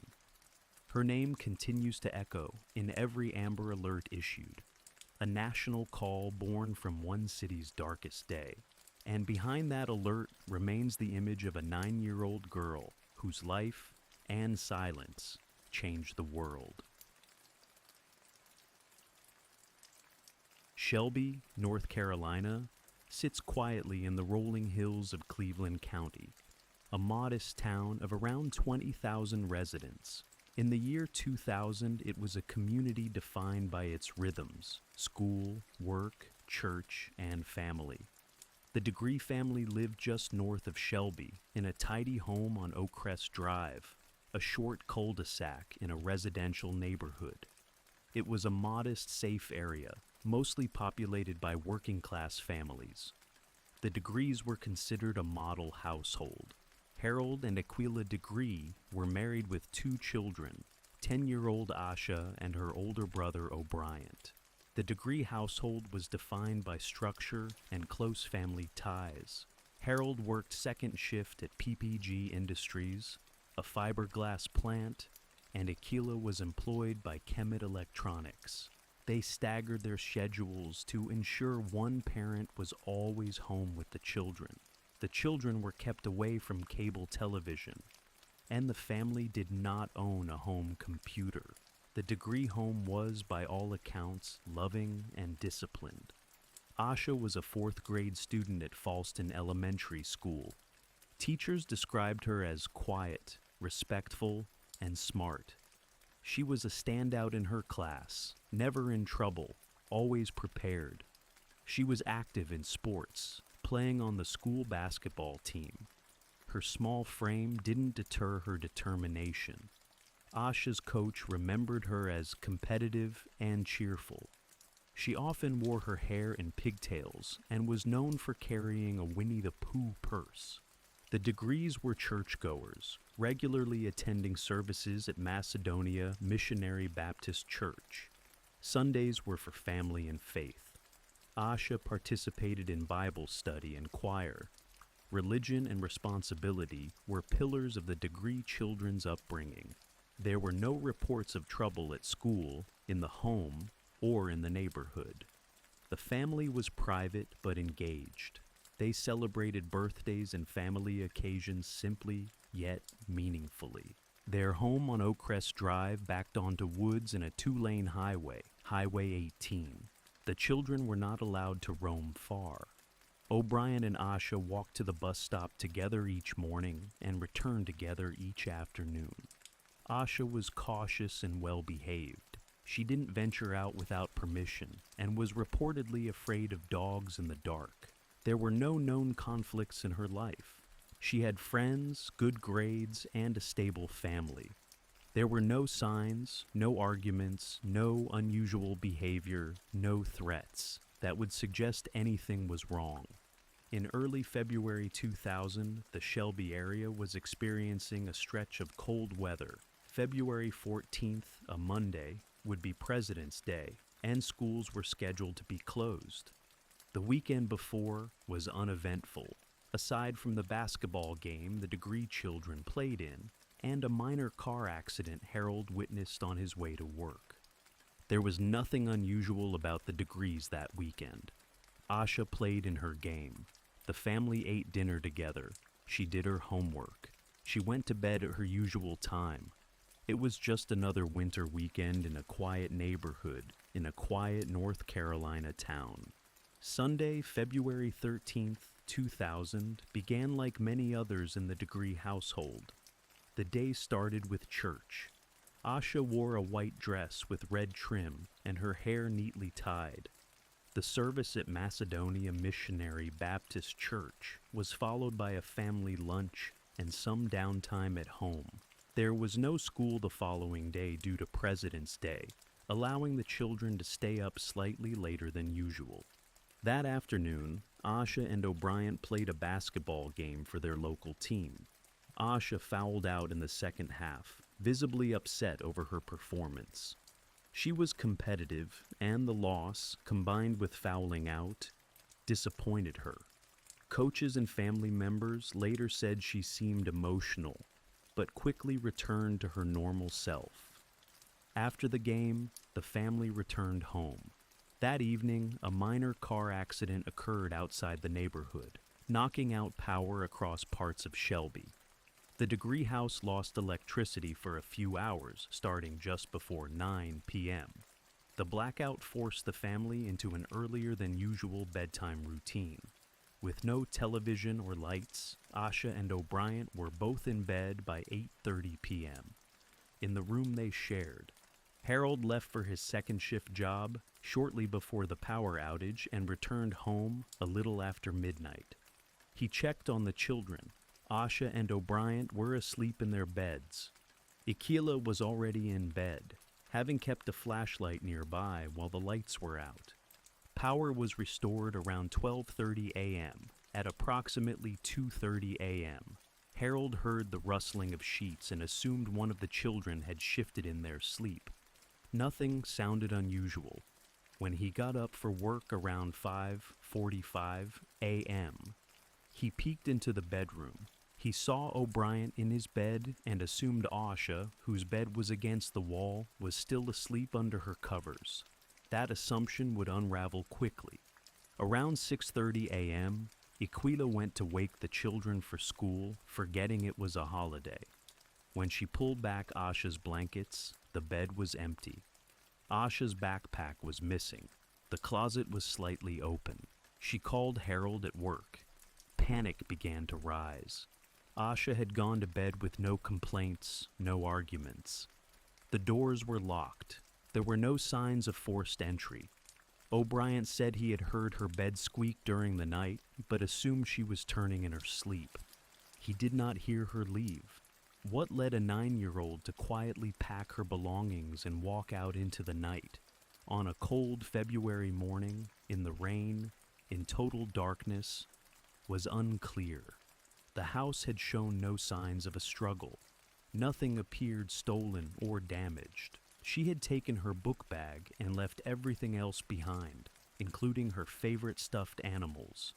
By 6:45 a.m., the family had called 911.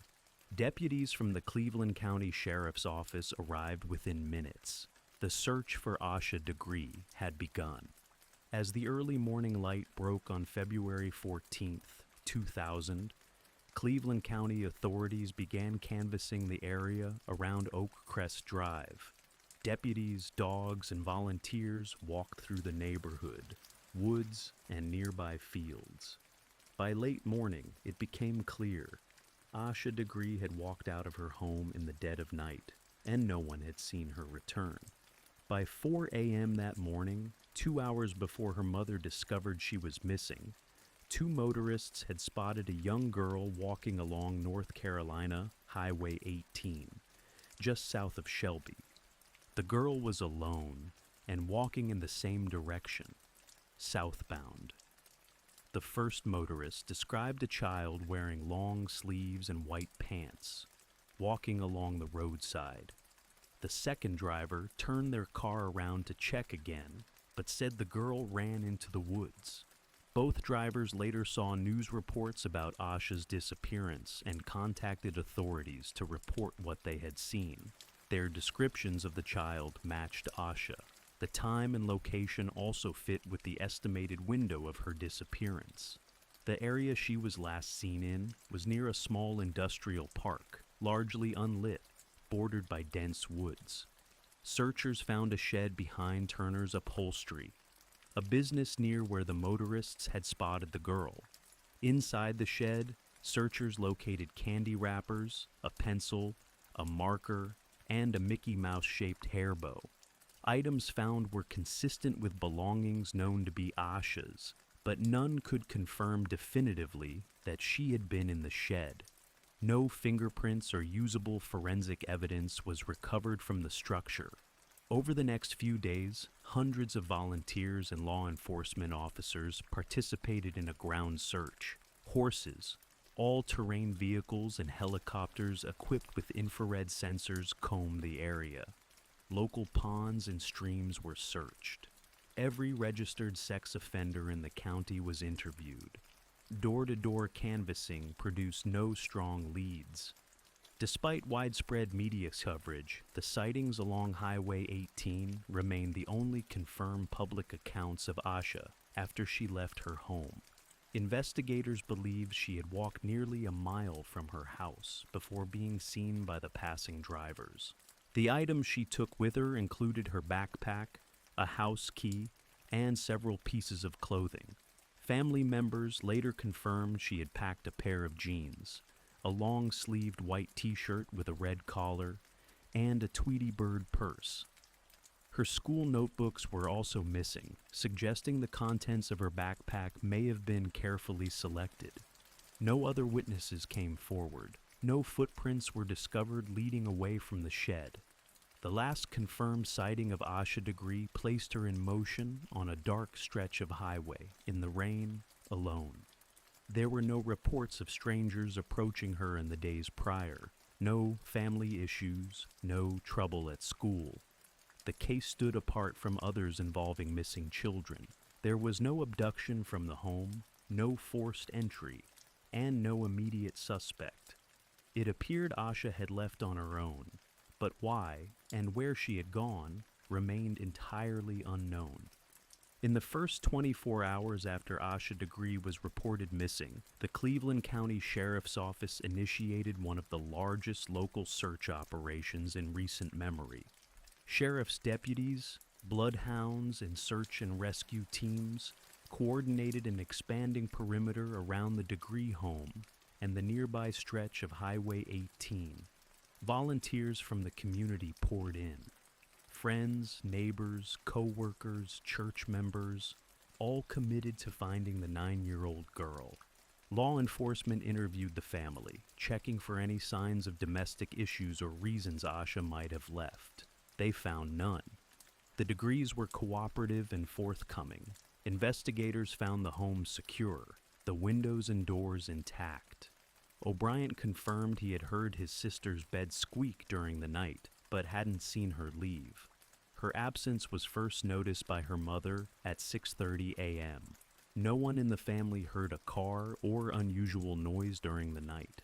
Bloodhounds brought in to track Asha's scent picked up a trail near the house, but lost it near the roadside, suggesting she may have entered a vehicle. This clue heightened concerns that she could have been abducted after leaving home voluntarily. By the afternoon of February 14th, local news outlets began broadcasting reports of the missing girl. Flyers were posted around town, bearing Asha's photograph and physical description: 4 feet 6 inches tall, 60 pounds, brown eyes, black hair, last seen wearing a white nightshirt with red lettering. Her photo, a smiling school portrait, quickly became the symbol of the search. Schools were contacted, teachers and classmates interviewed. Asha had shown no signs of distress. She was quiet, but not withdrawn. No arguments with classmates, no disciplinary issues. She had not mentioned plans to run away or expressed fear. Her journals and school notebooks revealed nothing out of the ordinary. The FBI was brought in within days, and the National Center for Missing and Exploited Children added Asha's case to its listings. An age-appropriate profile was developed: a shy child, unaccustomed to being out alone, especially not at night. Search efforts expanded to abandoned buildings, drainage culverts, wells, and remote woods. Tips began coming in from across the state and neighboring areas, but none led to a credible sighting. Investigators faced a difficult reality. Few physical clues, no witnesses beyond the 2 motorists, and no clear motive. Surveillance footage from nearby businesses yielded nothing. The rural location and early hour limited opportunities for observation or evidence collection. Local churches organized prayer vigils. Volunteers formed search parties. Community leaders offered support to the Degree family. The family's composure and faith were noted during television appearances. Aquila Degree urged viewers to come forward with any information, emphasizing that her daughter would not have left on her own unless she had been influenced or tricked. Over the following weeks, more than 9,000 man-hours were dedicated to the search. Despite this, the trail grew cold. The only confirmed trace of Asha remained the sightings along Highway 18 and the scattered items near the shed. Investigators kept her name in the headlines, but the initial surge of leads faded. The search officially transitioned from a rescue mission to a criminal investigation. There were no fingerprints, no DNA, and no confirmed suspects. What happened to Asha Degree between her departure from Oakcrest Drive and her disappearance into the woods remained a mystery. In August 2001, 18 months after Asha Degree vanished, a significant break occurred. A contractor digging an access road for a new home in Burke County, approximately 26 miles north of Shelby, uncovered a plastic trash bag buried in the soil. Inside the bag was another smaller bag. Within it lay a child's book bag. The contractor alerted authorities. The FBI and Cleveland County Sheriff's Office responded to the scene. The backpack, though weathered and dirty from burial, was intact. It was identified as belonging to Asha Degree. Her name was written on it. Also recovered inside were personal items, including a pencil, a marker, a copy of McElligot's Pool by Dr. Seuss, checked out from her school library, and items of clothing. The bag had been double-bagged and purposefully buried. The location, along Highway 18, but significantly further north than where she had last been seen, suggested someone had gone to great lengths to conceal it. The remote area was heavily wooded, not near any known paths or residences. Forensic testing was conducted on the backpack and its contents. No fingerprints or biological evidence usable for DNA comparison were found. The degradation of materials due to time, weather, and the conditions of burial complicated efforts. Nevertheless, the discovery reignited interest in the case. It was the first physical evidence linking Asha to another location since her disappearance. The FBI reevaluated the timeline and possible movement of Asha. If she had reached the spot on her own, it would have required her to travel over hilly terrain, wooded areas, and back roads for over 20 miles. Investigators considered the possibility that someone had picked her up near Highway 18 and later disposed of her belongings. Authorities released information about the backpack publicly, hoping it might trigger memories or bring in new leads. They confirmed the items belonged to Asha, but withheld some details, citing the need to protect investigative integrity. The burial of the backpack indicated intent. Someone had wanted it hidden. The degree of planning and effort it would take to bury a child's possessions raised new concerns about who might have encountered Asha. Investigators revisited earlier tips, re-examined suspects, and expanded searches in Burke County. Ground surveys, cadaver dogs, and grid searches were employed in nearby woods and water bodies. Nothing further was found. The discovery also reopened the possibility that someone known to the area had been involved. Burke County was not a place Asha had ever visited, according to family and school records. Investigators mapped out connections between individuals who lived in or traveled between Shelby and Burke County. Still, no conclusive suspects were identified. In the wake of this discovery, media interest in the case surged again. New tips trickled in, but few offered substance. Most pointed back to Shelby, or recirculated previously investigated claims. The book bag remained the only item recovered that had definitively been in Asha's possession. Her family was devastated by the discovery, but not discouraged. The return of one of her belongings brought renewed hope that more clues would emerge. They continued to speak publicly, attended press conferences, and worked with law enforcement to keep Asha's name in the spotlight. As months passed with no further developments, the investigation once again slowed. The backpack had provided a new location and confirmed her path had extended beyond Cleveland County. but it failed to answer the central question. What happened to Asha Degree after she walked out of her house? As the years passed, investigators and the public attempted to piece together Asha Degree's disappearance through fragments of evidence, eyewitness accounts, and the contents of her book bag. Despite the physical discovery in Burke County, no suspect had emerged and no additional belongings were recovered. Theories circulated, some informed by fact, others by speculation, but none led to a definitive answer. The investigation focused on key questions. Why did Asha leave? Did someone lure her out? Was her disappearance premeditated or spontaneous? Law enforcement ruled out immediate family involvement early in the case. The Degree home remained undisturbed, the doors locked, and the timeline tightly confirmed. Attention turned to the items Asha had taken. Among them was the Dr. Seuss book found in her buried backpack, checked out from her elementary school library. Investigators noted that the book wasn't one Asha's family recalled seeing her read. It raised the possibility that someone else had given it to her, though no evidence supported this directly. The presence of the book added weight to the theory that Asha had been communicating with someone, perhaps through school, church, or some chance encounter. Though investigators found no record of letters, internet activity, or phone use, her home environment was tightly controlled. There was no home computer, and the family was strict about unsupervised contact. One theory considered was that Asha had run away voluntarily, perhaps frightened by something unknown. But this clashed with her personality.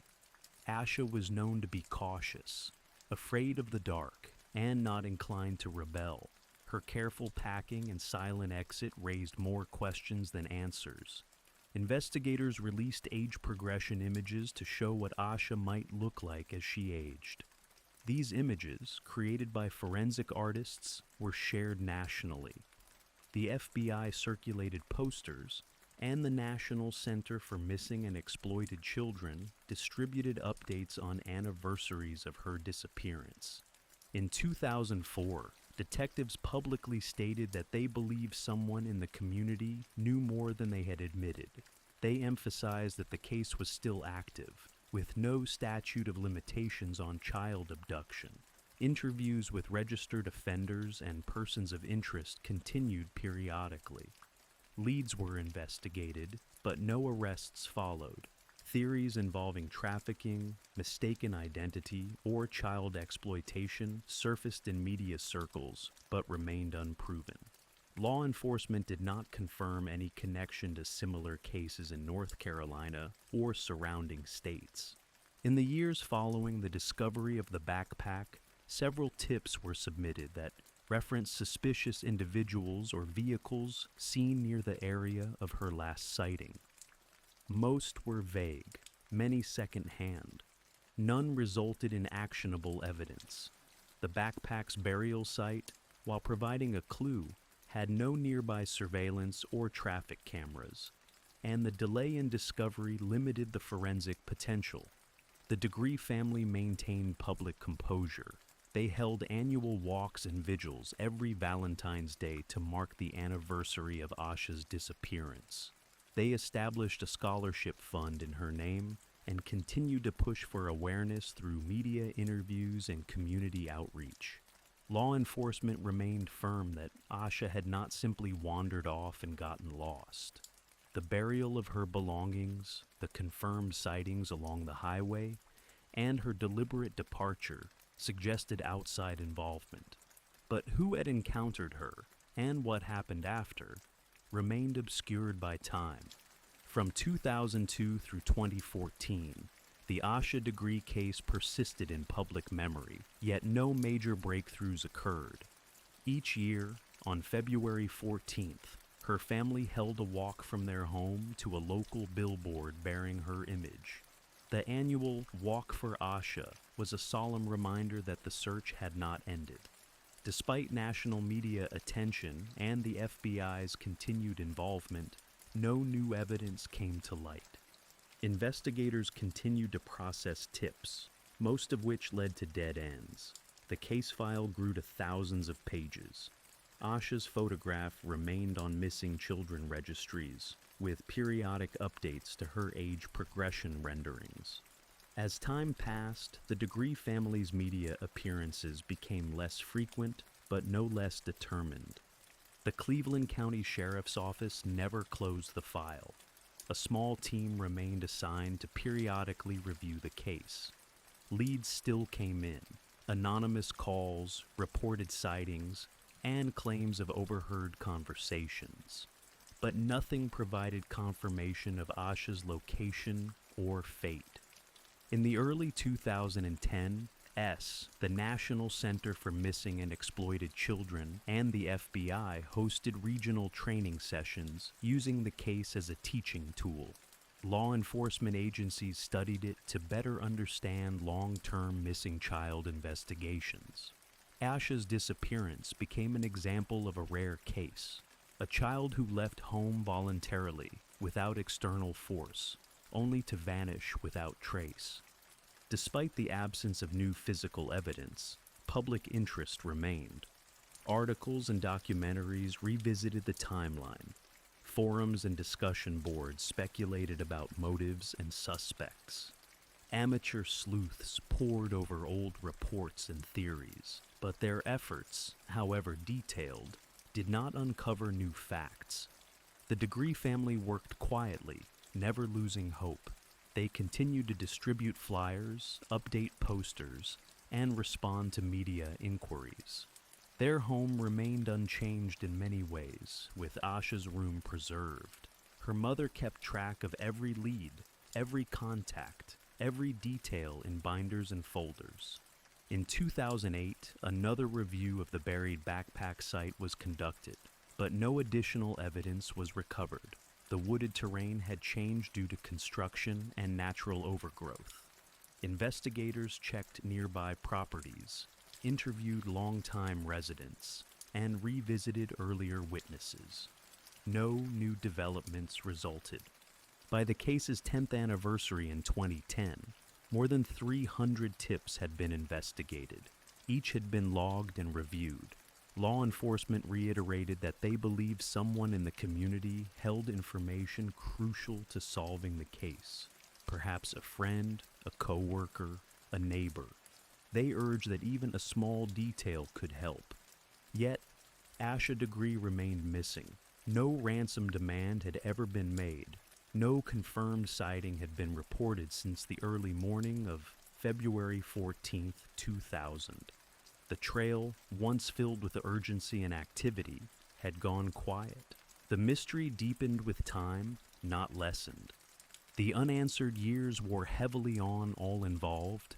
Still, the Degree family and investigators refused to close the door. Somewhere, they believed, a key piece of information remained. In 2015, the FBI, Cleveland County Sheriff's Office, and the North Carolina State Bureau of Investigation launched a renewed effort to re-examine the Asha Degree case. With 15 years past, advancements in forensic technology and investigative methods offered new avenues to explore old evidence. A task force was formed, and agents began systematically reviewing every document, photograph, and lead associated with the case. This new phase brought a re-energized commitment. Investigators visited previous witnesses, re-interviewed family members, and reanalyzed the contents of Asha's recovered belongings. They also began cross-referencing her case with other child disappearances across state lines, though no confirmed links emerged. In May 2016, a significant tip surfaced. A caller stated they had seen Asha getting into a vehicle on the morning she disappeared. The car was described as an early 1970s model Lincoln Continental Mark IV, or a Ford Thunderbird, dark green with rust along the wheel wells. The tip aligned with the last confirmed sighting near Highway 18, suggesting Asha may have willingly entered a vehicle matching that description. The FBI released the information to the public, urging anyone who had seen such a car in the area in 2000 to come forward. The age and make of the vehicle made it distinctive, and investigators hoped it would jog someone's memory. Despite widespread coverage and renewed national attention, no further leads on the vehicle were confirmed. The Degree family expressed cautious hope.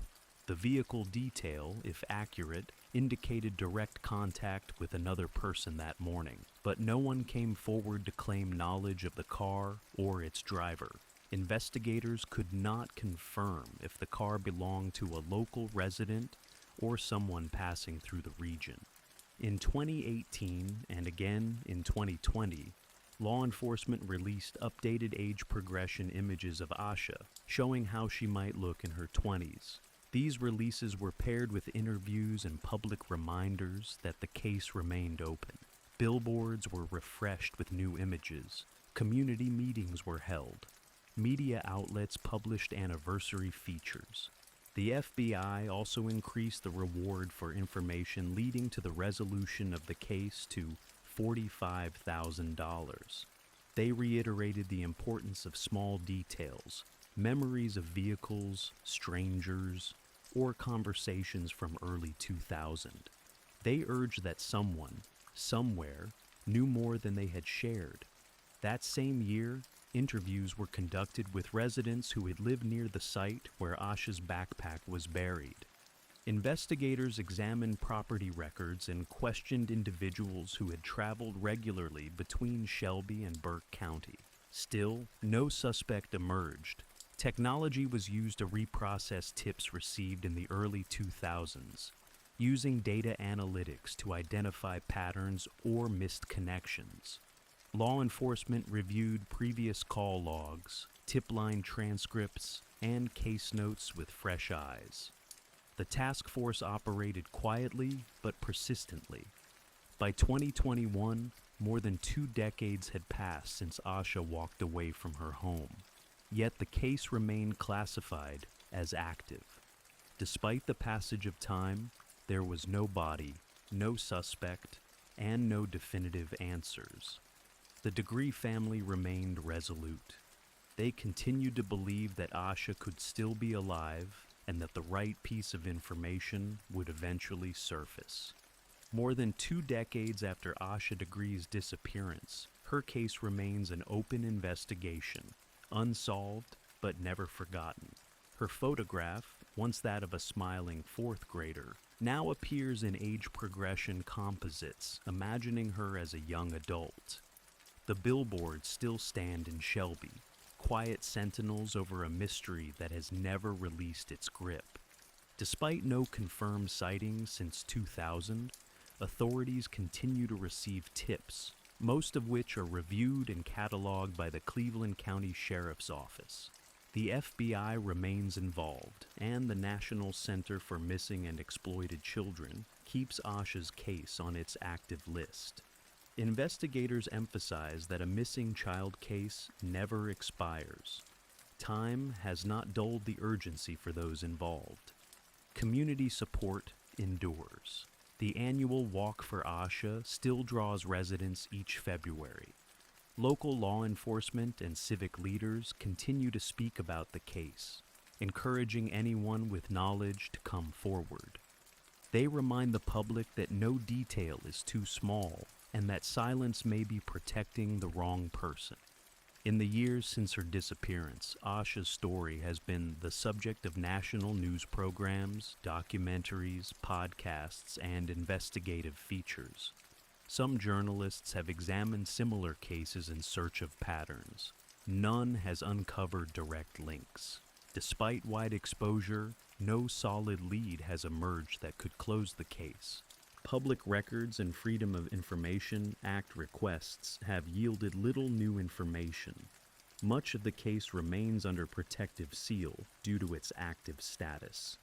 Investigators cite the importance of holding back certain details to preserve the integrity of future interviews or tips.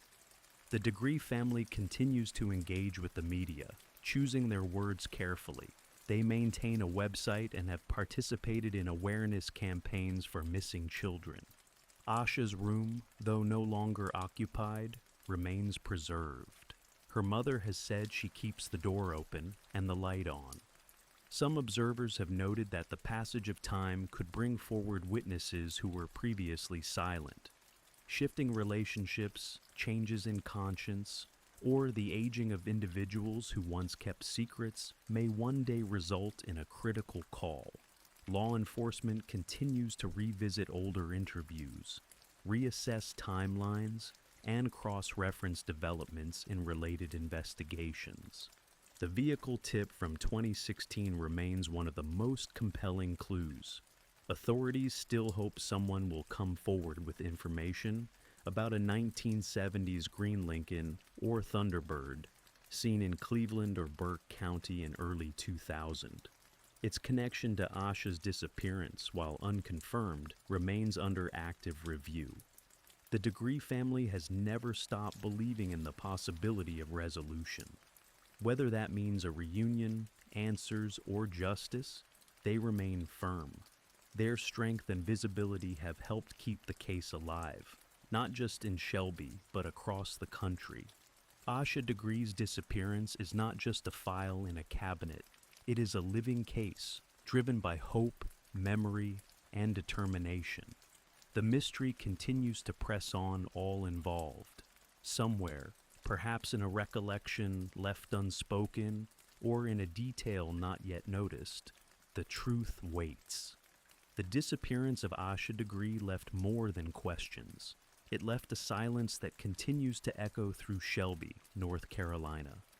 It changed the way a community understood safety, how a town reacted to absence, and how a family lived in the space between hope and grief. Every February 14th, the town remembers. The annual walk retraces the route from the Degree home to the billboard bearing Asha's face, a journey made not just in steps, but in enduring belief. School children, now grown, still recall the flyers, the assemblies, the loss of someone who once sat beside them in class. Her story is taught, not just as a case, but as a call to care. The Degree's decision to preserve Asha's room and maintain visibility in the search is not just a family's way of coping. It's a deliberate stand against forgetting. Over the years, they have become advocates, quietly navigating the world of missing persons with resolve.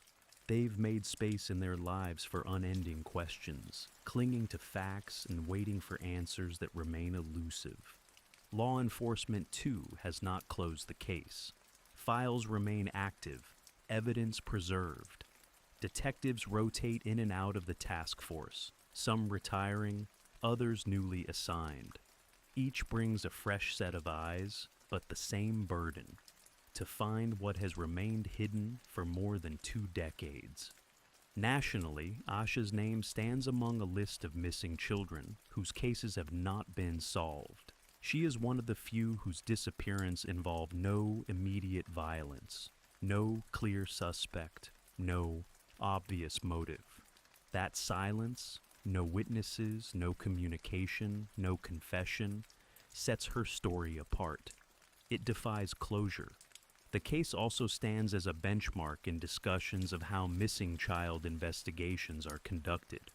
Her file has been used in law enforcement trainings, her photo shared in public awareness campaigns. Experts cite the importance of early community involvement, cross-agency coordination, and the persistent review of cold cases. But even as these lessons are learned and systems improved, the human story remains. A girl who walked out of her house one rainy February morning and vanished. A family who continues to wait. A town that continues to hope. Over time, landscapes change. Roads are widened, trees are cleared, houses are built. But Asha's absence remains a fixed point. It is marked on maps, timelines, and hearts. Somewhere, the answer to what happened still exists. It may rest with someone who has yet to speak, with a vehicle never traced, or in a memory long buried. Investigators, family, and community members still believe that the truth can surface. Until then, the echoes remain: a name, a photograph, a story that refuses to fade.